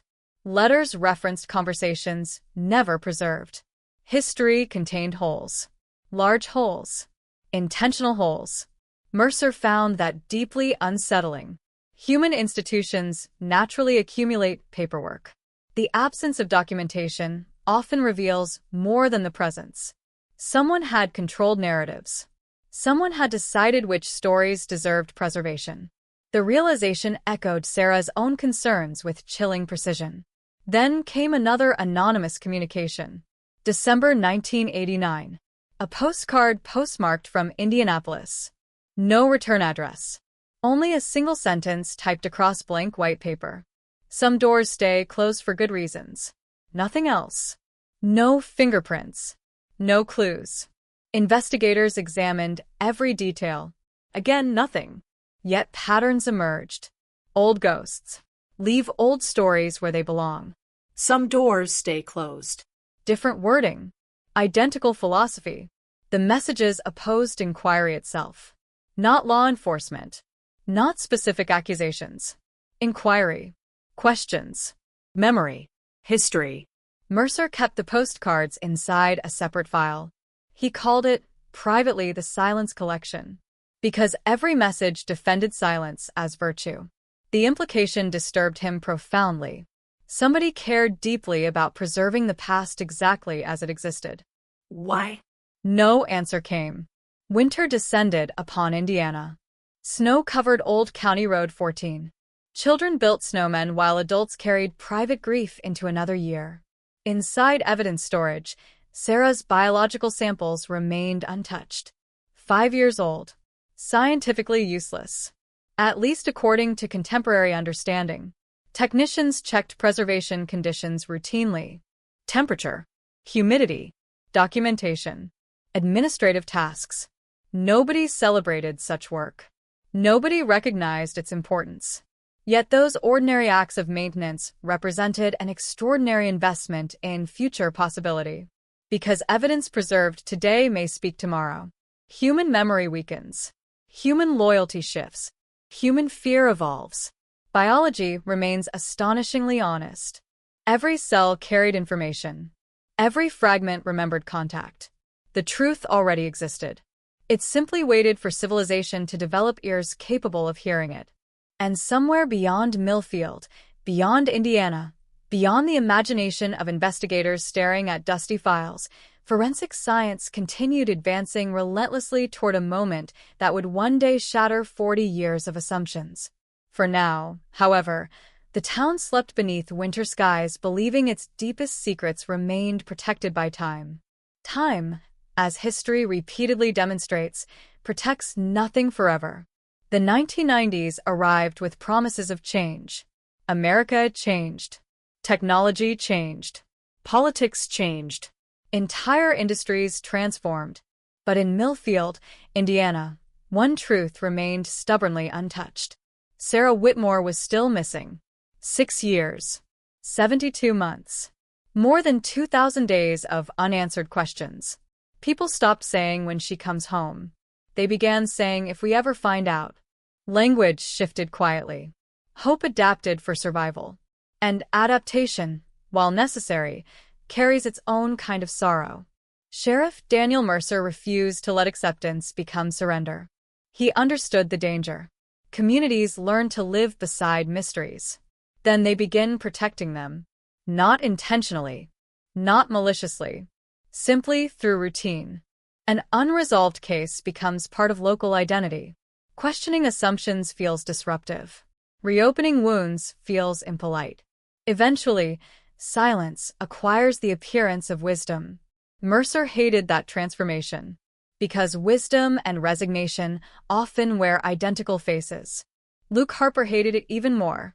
At 25, he had become something unusual. Not a police officer, not a journalist, not a grieving brother frozen in the past. He occupied a strange space between all three, working ordinary jobs, living ordinary days, yet dedicating every spare hour to preserving Sarah's investigation. Her notes expanded into filing cabinets. Her questions evolved into research projects. People occasionally asked why he continued. The answer remained simple: because Sarah never stopped asking. Somebody had to continue the conversation. During the spring of 1990, Luke made a discovery that altered the emotional landscape of the case. Inside a storage box belonging to his parents, hidden among photographs and school records, he found an audio cassette. Handwritten label: Library interview, June 1984. The tape recorder belonged to Sarah. Nobody remembered its existence. Dust covered the plastic case. The moment felt almost sacred. Luke carried it carefully to Sheriff Mercer. Together, they found equipment capable of playing the aging recording. Static filled the room. Mechanical humming. Then Sarah's voice. Alive. Confident. Curious. The sound struck with devastating force. For several moments, nobody spoke. Because missing persons cases create a terrible phenomenon. Families forget voices first. Photographs survive. Handwriting survives. Voices disappear. And suddenly, after 6 years, Sarah Whitmore was speaking again. The interview itself involved an elderly resident named Arthur Kensington. Former county commissioner. Prominent local figure. Dead since 1987. Sarah asked respectful questions about Millfield history, economic changes, community traditions, ordinary material. Then the conversation shifted. Mr. Kensington, why do people still avoid discussing the Hawthorne years? Long pause. Static. The old man's response emerged slowly. Because some victories leave everyone feeling defeated. Sarah pressed further. What does that mean? Another silence. Then words that would haunt investigators for decades. It means certain truths cost more than their worth. The recording ended shortly afterward. Nothing criminal. Nothing explicit. Yet profoundly unsettling. Because once again, another respected elder defended silence itself. Not lies. Silence. The distinction mattered. Mercer listened repeatedly. Each time, identical questions surfaced. What happened during those years? Why did so many people consider forgetting a moral obligation? And why had Sarah become so determined to challenge that belief? No answers arrived. Only deeper complexity. Meanwhile, advances in forensic science appeared occasionally in national news. DNA. The term sounded almost futuristic. Laboratories solving cases through biological evidence once considered meaningless. Mercer followed developments carefully. Most rural departments lacked resources. The technology remained expensive, limited, experimental. Still, possibility existed. Inside the evidence room, preserved samples from Sarah's vehicle waited quietly. Collected in 1984. Stored faithfully. Ignored by necessity. Perhaps not forever. The thought provided strange comfort. Human patience and scientific progress sometimes form extraordinary partnerships. Summer approached. The 6th anniversary carried a different atmosphere. Less public spectacle. More intimate remembrance. People gathered because tradition demanded it. Because absence demanded it. Because forgetting represented betrayal. Luke organized a small exhibition at the local community center. Photographs. Articles. Maps. Sarah's research materials. The display surprised visitors. Many had never understood the scope of her historical interests. This wasn't casual curiosity. This was investigation. Focused. Systematic. Relentless. One section especially attracted attention. A timeline connecting major events between 1968 and 1972. Factory closures, property transfers, political appointments, family alliances. Patterns emerged visually. People stared, whispered, recognized names. Old names, familiar names. The realization unsettled many residents. History wasn't distant. History sat beside them in church every Sunday. After the exhibition closed, an anonymous envelope appeared inside Luke's mailbox. No stamp. Hand-delivered. Inside rested a single newspaper clipping from 1971. No message. No explanation. The article concerned a county mediation agreement following disputes related to Hawthorne interests. Several paragraphs had been circled. One sentence, especially. Community stability requires mutual understanding and discretion from all involved parties. Discretion. Another elegant word. Another justification for silence. Luke showed Mercer immediately. Investigators examined the envelope. Nothing useful. Again. Always nothing useful. Yet the pattern intensified. Someone watched. Someone understood Sarah's interests. Someone continued communicating indirectly. The messages never threatened, never confessed, never named individuals.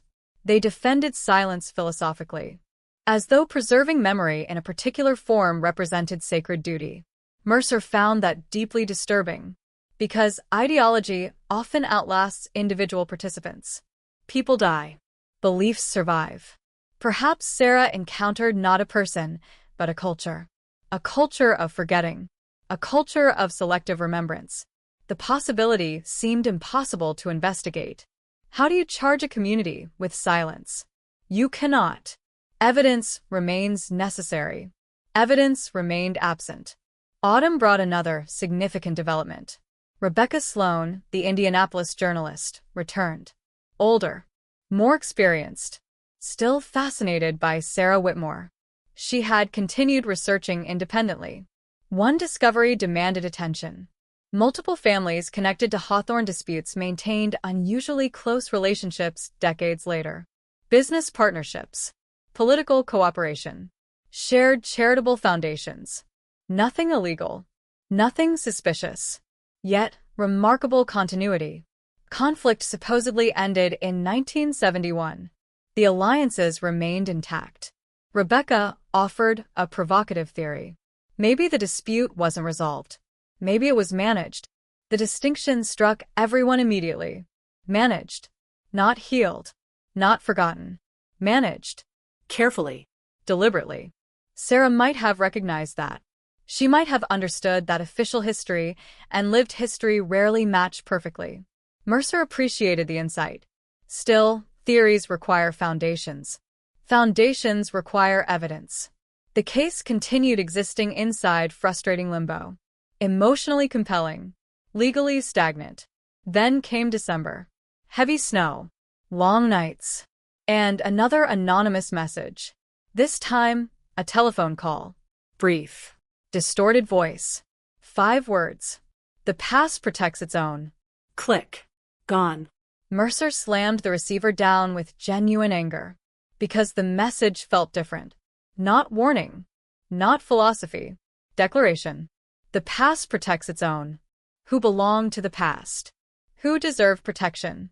And from whom? Questions multiplied. Answers remained absent. Luke wrote the sentence inside his growing collection of anonymous communications. He noticed something fascinating. Every message personified history. Old ghosts. Old stories. Closed doors. The past protecting itself. As though history possessed agency. As though memory functioned like a living organism defending against intrusion. Maybe in small communities it does. Inside county storage, evidence labels faded slightly with age. Technicians replaced containers. Updated documentation. Performed ordinary maintenance nobody celebrated. Yet each mundane action preserved possibility. The biological traces recovered from Sarah's passenger seat still existed. Still carried information. Still remembered a human presence nobody could identify. Science hadn't caught up. Not yet. But science moves forward with extraordinary indifference to human timelines. It does not care about anniversaries, or grief, or local traditions. It simply advances. And somewhere in laboratories far from Indiana cornfields, researchers were teaching the future how to listen to evidence people once considered silent. Millfield slept beneath winter skies, believing time buried secrets. Time, however, was doing something far more dangerous. It was preserving them. The 7th year began with an uncomfortable realization. Millfield had grown older, not just in numbers, in spirit. The people who remembered the Hawthorne years firsthand were disappearing. Funerals became more frequent. Church pews emptied. Voices carrying unwritten history fell silent one by one. And with every passing elder, Sheriff Daniel Mercer felt an urgency impossible to explain. Because witnesses do not simply testify in courtrooms. They testify through memory. And memory dies. The clock was moving. Not toward answers. Toward permanent absence. Luke Harper understood that better than anyone. At 26, he had become the unofficial keeper of stories nobody wanted documented. He visited nursing homes, interviewed retirees, recorded conversations with elderly residents willing to speak. Not about Sarah directly, about Millfield itself, about the years people called ancient history. The phrase irritated him now. Ancient history. As if time alone erased consequences. As if human choices stopped mattering once enough birthdays passed. One cold morning in February 1991, Luke visited Martha Ellison, 84 years old. Former schoolteacher. Sharp memory. Sharp tongue.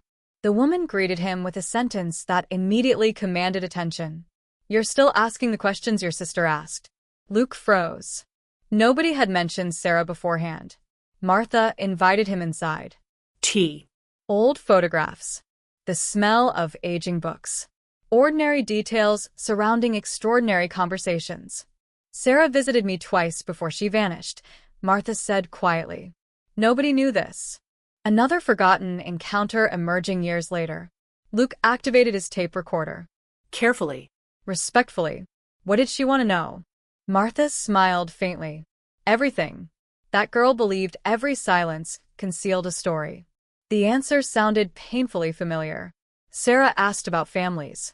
Land disputes. The Hawthorne closure. Then she asked something strange.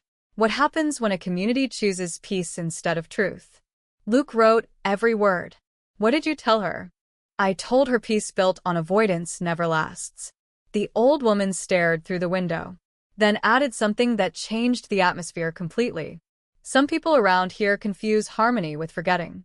The sentence lingered in the room long after it was spoken, because it captured Millfield perfectly. Harmony, order, stability, values everyone cherished. Yet perhaps those values demanded costs nobody acknowledged publicly. Sarah had questioned those costs. Mercer reviewed the interview later that evening. Patterns intensified. Different people, different years, identical themes. Truth versus silence. Memory versus comfort. History versus convenience. The repetition eliminated coincidence. Something fundamental existed beneath these conversations. Something cultural. Possibly generational. Still, no evidence connected those themes directly to Sarah's disappearance. Only intuition. Strong intuition. Powerful intuition. Legally meaningless intuition. Meanwhile, technology advanced. The world entered a new era. Computers appeared in offices across Indiana. Databases replaced filing cabinets. Information moved faster than ever before. Mercer embraced modernization enthusiastically. Old reports became digital records. Witness statements entered searchable systems.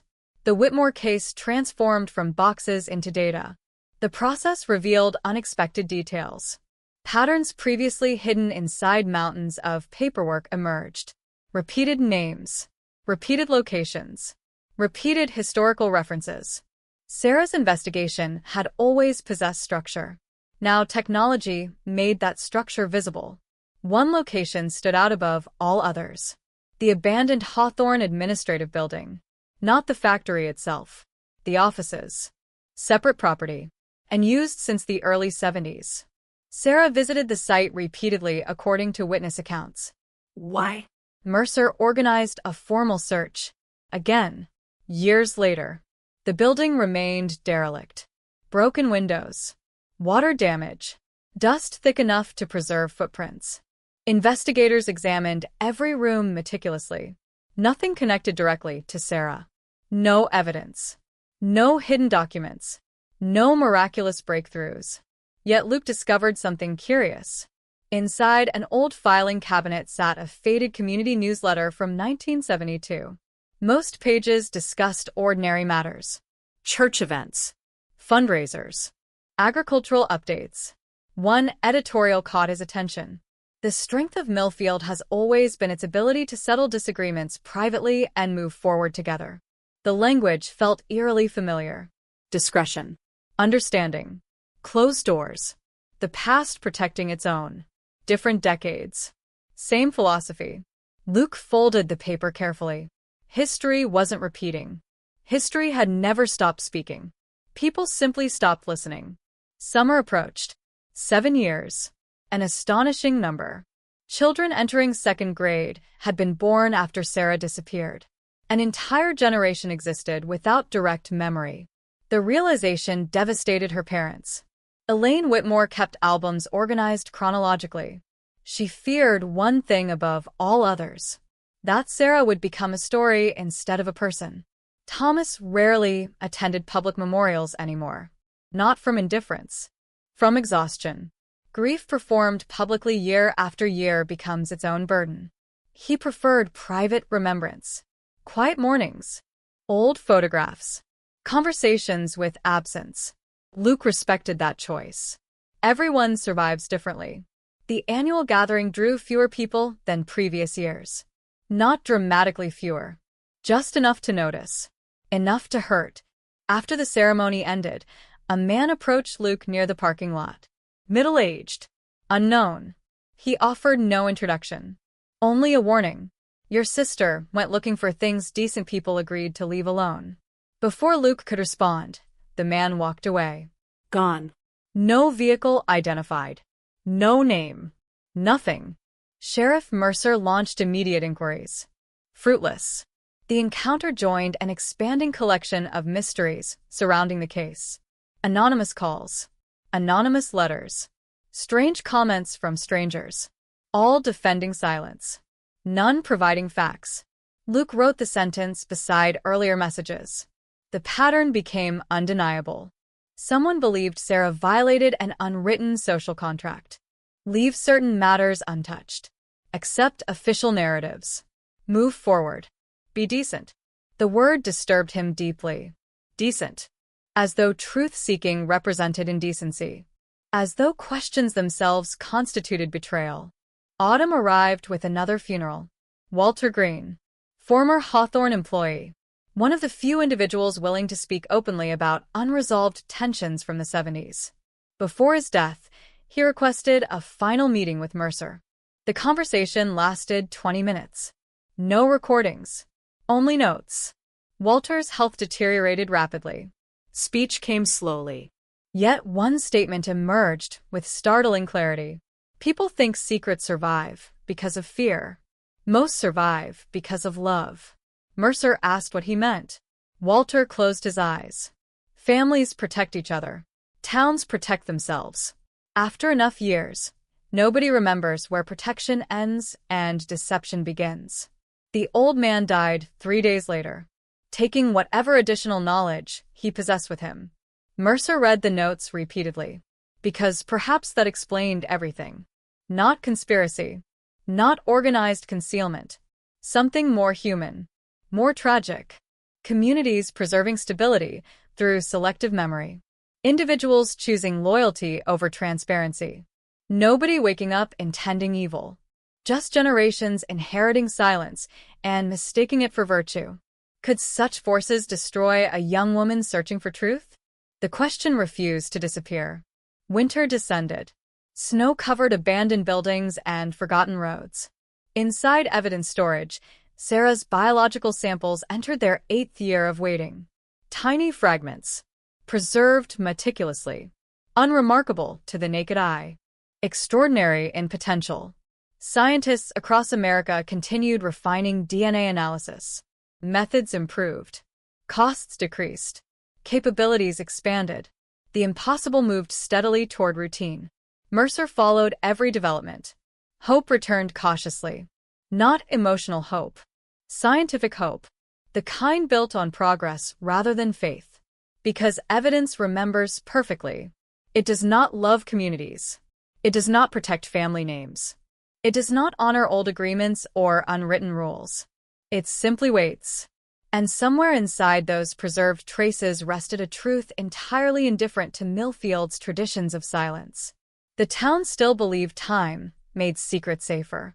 What nobody understood was that time had begun working for the evidence instead. 1992 arrived carrying a strange contradiction.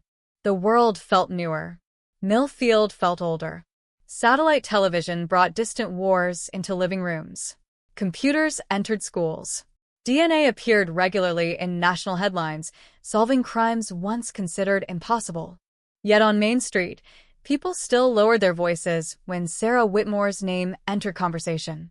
8 years. Long enough for memories to soften around the edges. Long enough for certainty to become mythology. Long enough for some residents to convince themselves that perhaps answers no longer mattered. Sheriff Daniel Mercer rejected that notion completely. Answers always matter. The dead deserve truth. The missing deserve names. And communities deserve honesty, even when honesty arrives carrying unbearable weight. Luke Harper had stopped measuring time through calendars. He measured it through absences. 8 Christmas dinners without Sarah. 8 birthdays. 8 summers. Human beings adapt to almost everything. That fact terrified him. Because adaptation risks acceptance. Acceptance risks forgetting. And forgetting represented the only outcome he absolutely refused to permit. The investigation existed in a peculiar state. Officially active. Practically frozen. No new witnesses. No new evidence. Only history itself remained available for examination. So Luke continued examining history. During the spring, he gained access to county storage facilities containing uncatalogued municipal records, dust-covered boxes, meeting transcripts, financial summaries, documents untouched for decades. Hours became days. Days became weeks. Most material proved useless. Then one folder demanded attention. Community Reconciliation Initiative, 1972. The title sounded harmless, encouraging even. Inside, however, the language felt deeply familiar. Mutual respect, forward movement, avoiding divisive discussions, protecting community harmony. Every phrase emphasized unity. None emphasized truth. Luke read the pages repeatedly. The initiative emerged following disputes connected to the Hawthorne closure. Local leaders encouraged residents to move beyond past disagreements. Reasonable. Necessary, perhaps. Yet one paragraph unsettled him profoundly. The continued examination of historical grievances serves no productive purpose and risks reopening wounds better left to time. Better left to time. Another variation. Another defense of silence. The same philosophy Sarah encountered everywhere. Luke carried copies directly to Sheriff Mercer. The sheriff studied them carefully. This wasn't conspiracy. This was culture. Institutional culture. Generational culture. Millfield had trained itself to forget selectively. Not through force. Through values. Through appeals to decency and stability. The realization felt simultaneously enlightening and horrifying. Because culture influences behavior more effectively than laws ever could. Sarah had challenged that culture. Openly. Fearlessly. What consequences might such challenges create? No evidence answered. Only possibility. Meanwhile, advances in forensic science accelerated dramatically. National news featured astonishing stories. Cold cases reopened. Criminals identified years later. Biological evidence, speaking after decades of silence. Mercer followed every development obsessively. County budgets remained limited. Resources scarce. Still, hope changed form. No longer spiritual. No longer emotional. Technological. Science offered something memory could not. Objectivity. Cells do not protect reputations. DNA does not honor old agreements. The future seemed closer than ever. Sarah's preserved evidence remained secure. Waiting. Patient. Unaware that entire scientific revolutions moved steadily toward it. Summer brought another anniversary. 8 years. The memorial gathering felt smaller. More intimate. Those attending came not from obligation but conviction. The difference mattered. Elaine Whitmore spoke briefly. Age had altered her appearance. Not her determination. People ask how I keep hoping, she told the crowd. I tell them hope isn't a feeling anymore. It's a decision. Silence followed. Heavy. Respectful. Because everyone understood the cost of that decision. Thomas stood beside her without speaking. His quiet presence communicated more than words ever could. After the ceremony, Rebecca Sloan returned to Millfield once again. The journalist had never truly abandoned the story. She brought new perspectives, new questions, and one remarkable observation. Outside communities remembered Sarah differently than Millfield did. National audiences saw mystery. Millfield saw disruption. The distinction fascinated her. Why? Why did locals emphasize peace and moving forward while outsiders demanded answers? The answer seemed obvious at first. Proximity. Pain. Shared history. Yet Rebecca suspected something deeper. Communities protect identities. Acknowledging certain truths might require reevaluating foundational narratives. People resist such reevaluation instinctively. Sarah represented more than a missing person. She represented a challenge, an invitation to reconsider comfortable assumptions. Not everyone welcomes invitations like that. During her visit, Rebecca interviewed retired minister Reverend Samuel Pierce, 90 years old, respected universally, a man whose integrity nobody questioned. Their conversation proved extraordinary. Did Sarah ever speak with you? Rebecca asked. Yes. Several times. What did she want? Truth. The old minister answered without hesitation. And what did you tell her? Reverend Pierce smiled sadly. I told her truth, and peace rarely arrived together. The statement stunned Rebecca. Why would they conflict? Because peace asks people to live beside one another. Truth sometimes asks them to confront one another. The words carried enormous weight. No accusations. No revelations. Only wisdom shaped by decades of experience. Yet even wisdom can preserve silence unintentionally. Sarah apparently believed differently. The Reverend confirmed as much. She said peace without truth is merely postponement. Rebecca wrote every sentence carefully. The pattern had become overwhelming. Different generations. Different professions. Identical themes. Truth. Peace. Memory. Silence. Sarah standing consistently on one side of that philosophical divide.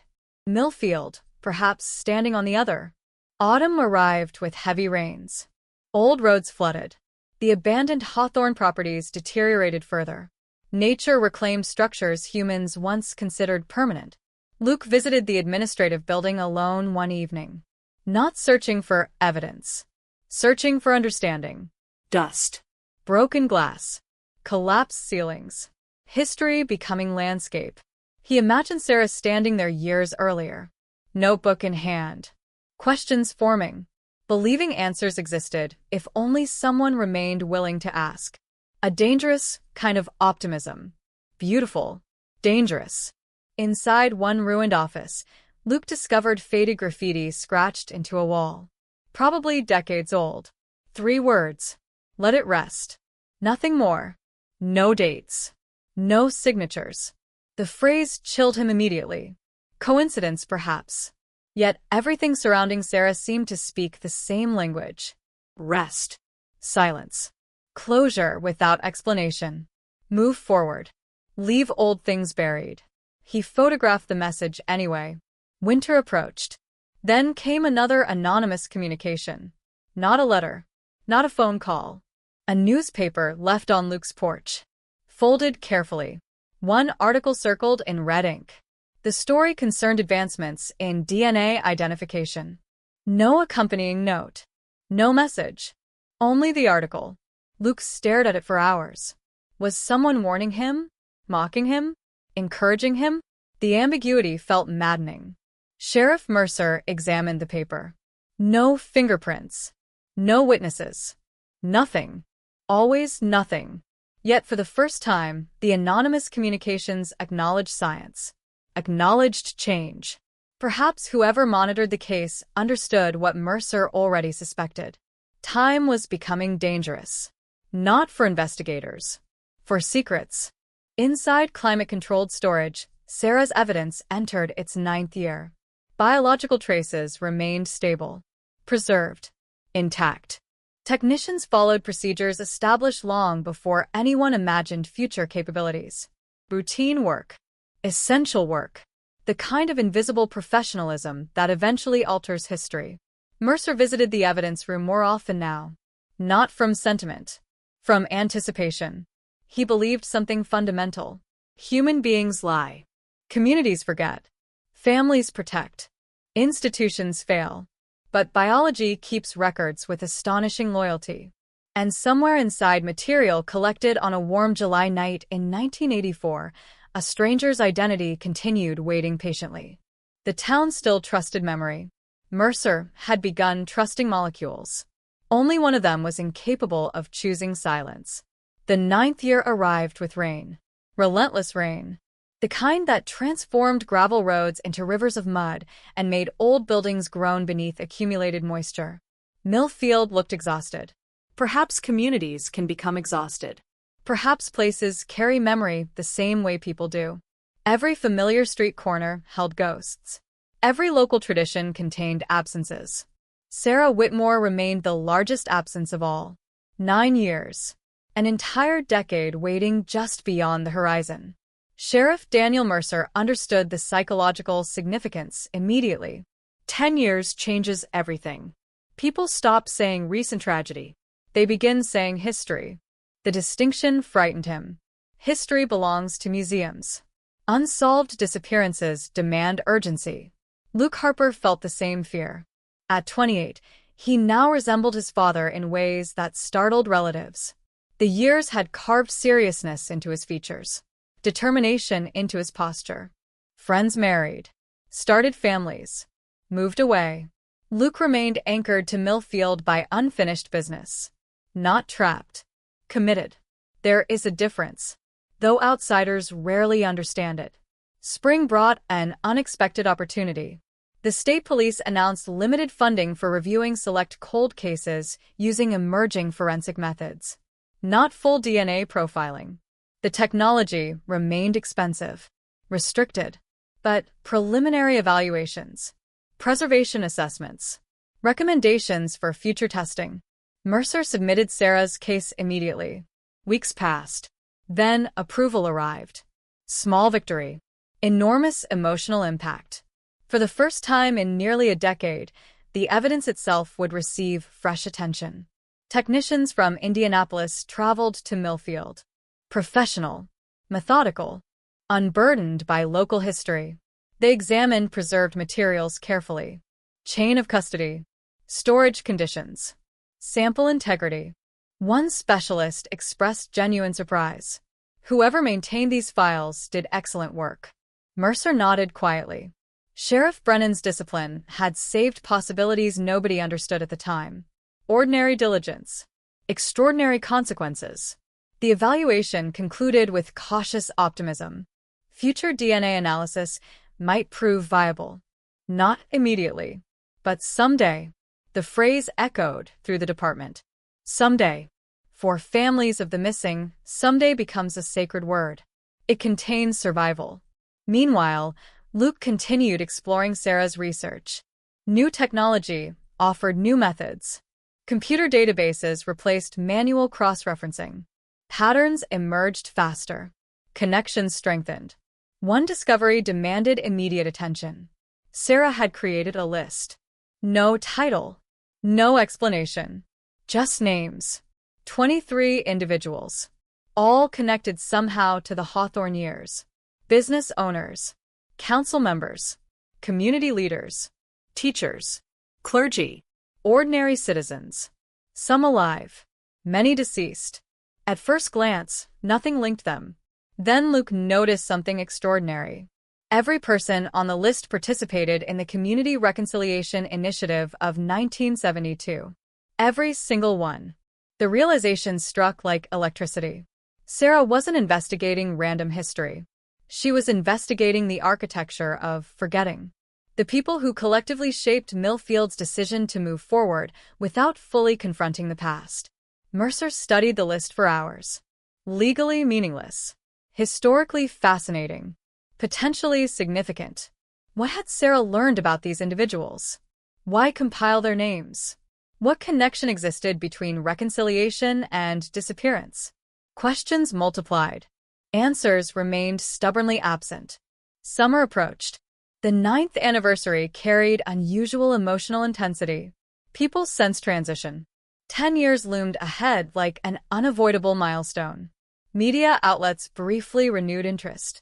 Local newspapers published retrospectives. Old photographs resurfaced. Younger residents encountered Sarah's story for the first time. Some reacted with curiosity, others with inherited discomfort. The town still possessed unwritten rules regarding certain conversations. Luke noticed immediately. Mention ordinary details. People responded openly. Mention Hawthorne history. Silence arrived. Not dramatic silence. Subtle silence. The kind cultivated over generations. After the memorial service, Reverend Samuel Pierce requested a private conversation. 91 years old. Fragile. Aware of limited time remaining. The old minister spoke carefully. I have wondered for years whether I failed your sister. Luke listened quietly. How? She asked difficult questions. I encouraged patience instead of persistence. The confession surprised him. Reverend Pierce continued. My generation believed harmony represented the highest virtue. Perhaps we asked young people to sacrifice truth in service of that harmony. No accusations. No revelations. Just reflection. Yet reflection from respected voices carries immense power. Luke asked the question haunting everyone. Did Sarah discover something dangerous? The minister considered carefully. Dangerous things rarely begin as secrets. They become dangerous when communities build identities around protecting them. The answer felt profound. And frustrating. Always profound. Always frustrating. Nobody offered specifics. Only philosophy. As though the entire town communicated through metaphors designed to avoid direct confrontation. Autumn brought another death. Arthur Kensington's widow passed away. Estate proceedings revealed boxes of personal correspondence. Rebecca Sloan, still investigating independently, gained limited access through family permission. Most letters proved ordinary. Then she discovered something remarkable. A handwritten note from 1972. Short and signed. Likely circulated among community leaders. One sentence stood out immediately. We must remember that public truth and community survival are not always identical goals. Rebecca stared at the words for a long time. Public truth. Community survival. The conflict Sarah spent her final months exploring suddenly possessed documentary evidence. Not criminal evidence. Not conspiratorial evidence. Evidence of mindset. An entire generation consciously choosing stability over complete transparency. The journalist shared copies with Mercer. He felt equal parts fascination and dread. Because perhaps Sarah understood something everyone else missed. Silence wasn't accidental. It was ideological. Inherited. Defended as moral necessity. Could such ideology motivate violence? No proof suggested it. Yet history offers countless examples of communities protecting themselves at terrible costs. Winter descended early. Heavy snow isolated rural roads. Millfield retreated inward. Families gathered close. Old stories resurfaced around fireplaces. Luke spent evenings organizing Sarah's materials into digital archives. Preservation mattered. If answers never arrived, memories still required protection. One night, while reviewing cassette recordings, he discovered something previously overlooked. Background conversation captured accidentally after an interview ended. Sarah speaking softly, almost to herself. People keep telling me to let things rest. But resting isn't the same as healing. The words shattered him, because they encapsulated everything. Everything. Sarah recognized the difference. Healing requires truth.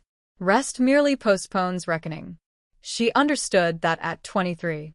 Perhaps better than entire generations before her. December brought the most unsettling anonymous communication yet. A Christmas card. No signature. No handwriting beyond printed letters cut from newspapers. Inside, only one sentence. Some memories keep towns alive. Others destroy them. Mercer examined the card meticulously. Nothing. Again. Always nothing. Yet the message revealed fear. Genuine fear. Someone believed memory itself possessed destructive potential. Someone still monitored the case after 9 years. The realization sent chills through everyone involved. Because indifference would have been easier to understand. Continued engagement suggested unfinished business. Inside evidence storage, Sarah's preserved samples awaited futures nobody could fully imagine. Forensic science accelerated rapidly now. Methods impossible in 1984 approached practicality. Experts spoke with increasing confidence. Cold cases once considered hopeless reopened across America. Mercer followed each development like a man watching dawn approach after endless night. The evidence remained patient. Cells endured. Molecules remembered. They carried no concern for Millfield's philosophies about harmony or reconciliation. No loyalty to old families. No respect for silence. Only information. Pure. Uncompromised. The town continued believing its secrets belonged to history. Science was preparing to prove that history leaves fingerprints on the future. And fingerprints, unlike people, never learn how to keep quiet. 10 years.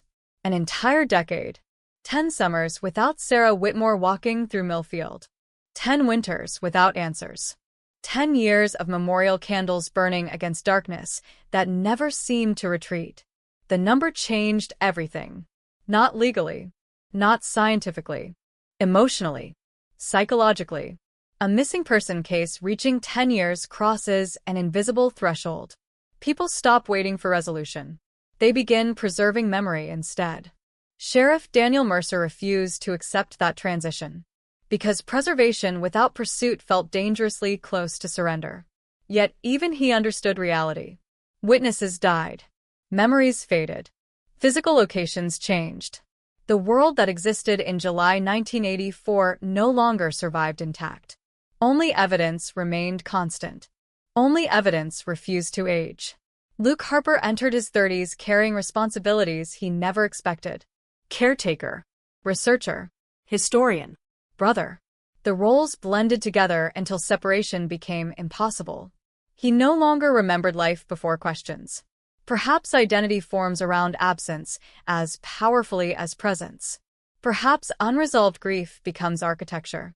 Spring arrived with extraordinary news from Indianapolis. The state crime laboratory announced expanded capabilities in DNA analysis. Limited. Selective. Still expensive. But real. Cases involving preserved biological evidence could now undergo preliminary testing under specific circumstances. Mercer submitted formal requests immediately. Paperwork. Approvals. Waiting. Always waiting. Yet this waiting felt different. Purposeful. The future no longer existed as abstract possibility. It approached. Slowly. Relentlessly. Meanwhile, Millfield prepared for the 10th anniversary. Local newspapers planned special editions. Churches organized remembrance services. Schools discussed community history. An entire generation had grown up hearing Sarah's name without understanding the woman herself. Luke wanted that to change. He organized a public exhibition unlike anything attempted before. Not focused on disappearance. focused on Sarah, her writing, her interests, her laughter captured in photographs, her determination, her curiosity about local history. Visitors responded emotionally. For the first time, many residents encountered Sarah as a complete human being rather than a permanent mystery. The distinction mattered enormously. Mysteries become symbols. People deserve more. During the exhibition, an elderly man approached quietly. Frank Miller, 93 years old, one of the final living participants in the Community Reconciliation Initiative. Weak voice, sharp eyes. He requested privacy. Luke and Sheriff Mercer listened carefully. "We thought we were doing the right thing," Frank said. The sentence arrived without context. "Doing what?" Mercer asked. "Keeping people together. Moving forward. Preventing old conflicts from poisoning younger generations." The old man paused. "Maybe we confused silence with wisdom." Nobody interrupted. "Some truths hurt communities," Frank continued. "But avoiding them creates different wounds. Wounds that last longer." Luke asked the inevitable question. Did Sarah understand that? Frank nodded slowly. "Better than any of us." The answer carried enormous sadness. Because admiration offered too late becomes another form of regret. Did she discover something specific? Mercer's voice remained calm. The old man stared downward. "I don't know." Then, after a long silence, "Or maybe I chose not to know." The ambiguity felt devastating. Human memory protects itself. People forget intentionally and unintentionally. Distinguishing between the two proves nearly impossible after decades. Frank died 3 weeks later. Another witness gone. Another library burned. Summer arrived. July 14th, 1994. 10 years exactly. Millfield gathered beneath heavy gray skies. Hundreds attended. More than anyone expected. Perhaps milestone anniversaries awakened dormant emotions. Perhaps people feared this represented the final large remembrance. Elaine Whitmore addressed the crowd. Her voice trembled. Not from weakness. From endurance. 10 years ago, my daughter disappeared. What vanished with her was certainty. But not love. Not memory. And certainly not the need for truth. Applause never came. Only silence. Respectful. Profound. Because applause felt inadequate. Thomas Whitmore stood beside her holding Sarah's photograph. Older now. Shoulders bent slightly by time. Yet his eyes retained identical determination. Some forms of hope survive transformation. After the ceremony, Sheriff Mercer received a telephone call from Indianapolis. Preliminary approval granted. Sarah's evidence qualified for future DNA examination. Not immediate testing. Budget constraints remained severe. But official recognition existed. The material possessed value. Scientific value. Mercer sat quietly after hanging up. 10 years. And finally something moved. Tiny movement. Historic movement. He drove directly to the Whitmore residence. Luke answered the door. The news spread through the family slowly. Carefully. Nobody celebrated. Hope after 10 years requires caution. Still, for the first time in a decade, the evidence itself promised possibilities beyond memory and testimony. Autumn brought reflection. Rebecca Sloan published her most comprehensive article yet. National attention returned briefly. Her conclusion avoided sensationalism. The Sarah Whitmore case, she wrote, reveals how communities navigate the tension between truth and harmony. Whether that tension contributed to her disappearance remains unknown. That it shaped her life beyond question seems undeniable. The article resonated widely. Readers recognized universal themes. Every town possesses silences. Every family protects certain stories. The specifics differ. The mechanisms remain remarkably similar. Millfield wasn't unique. Only tragic. Luke appreciated Rebecca's honesty. No grand conspiracies. No dramatic accusations.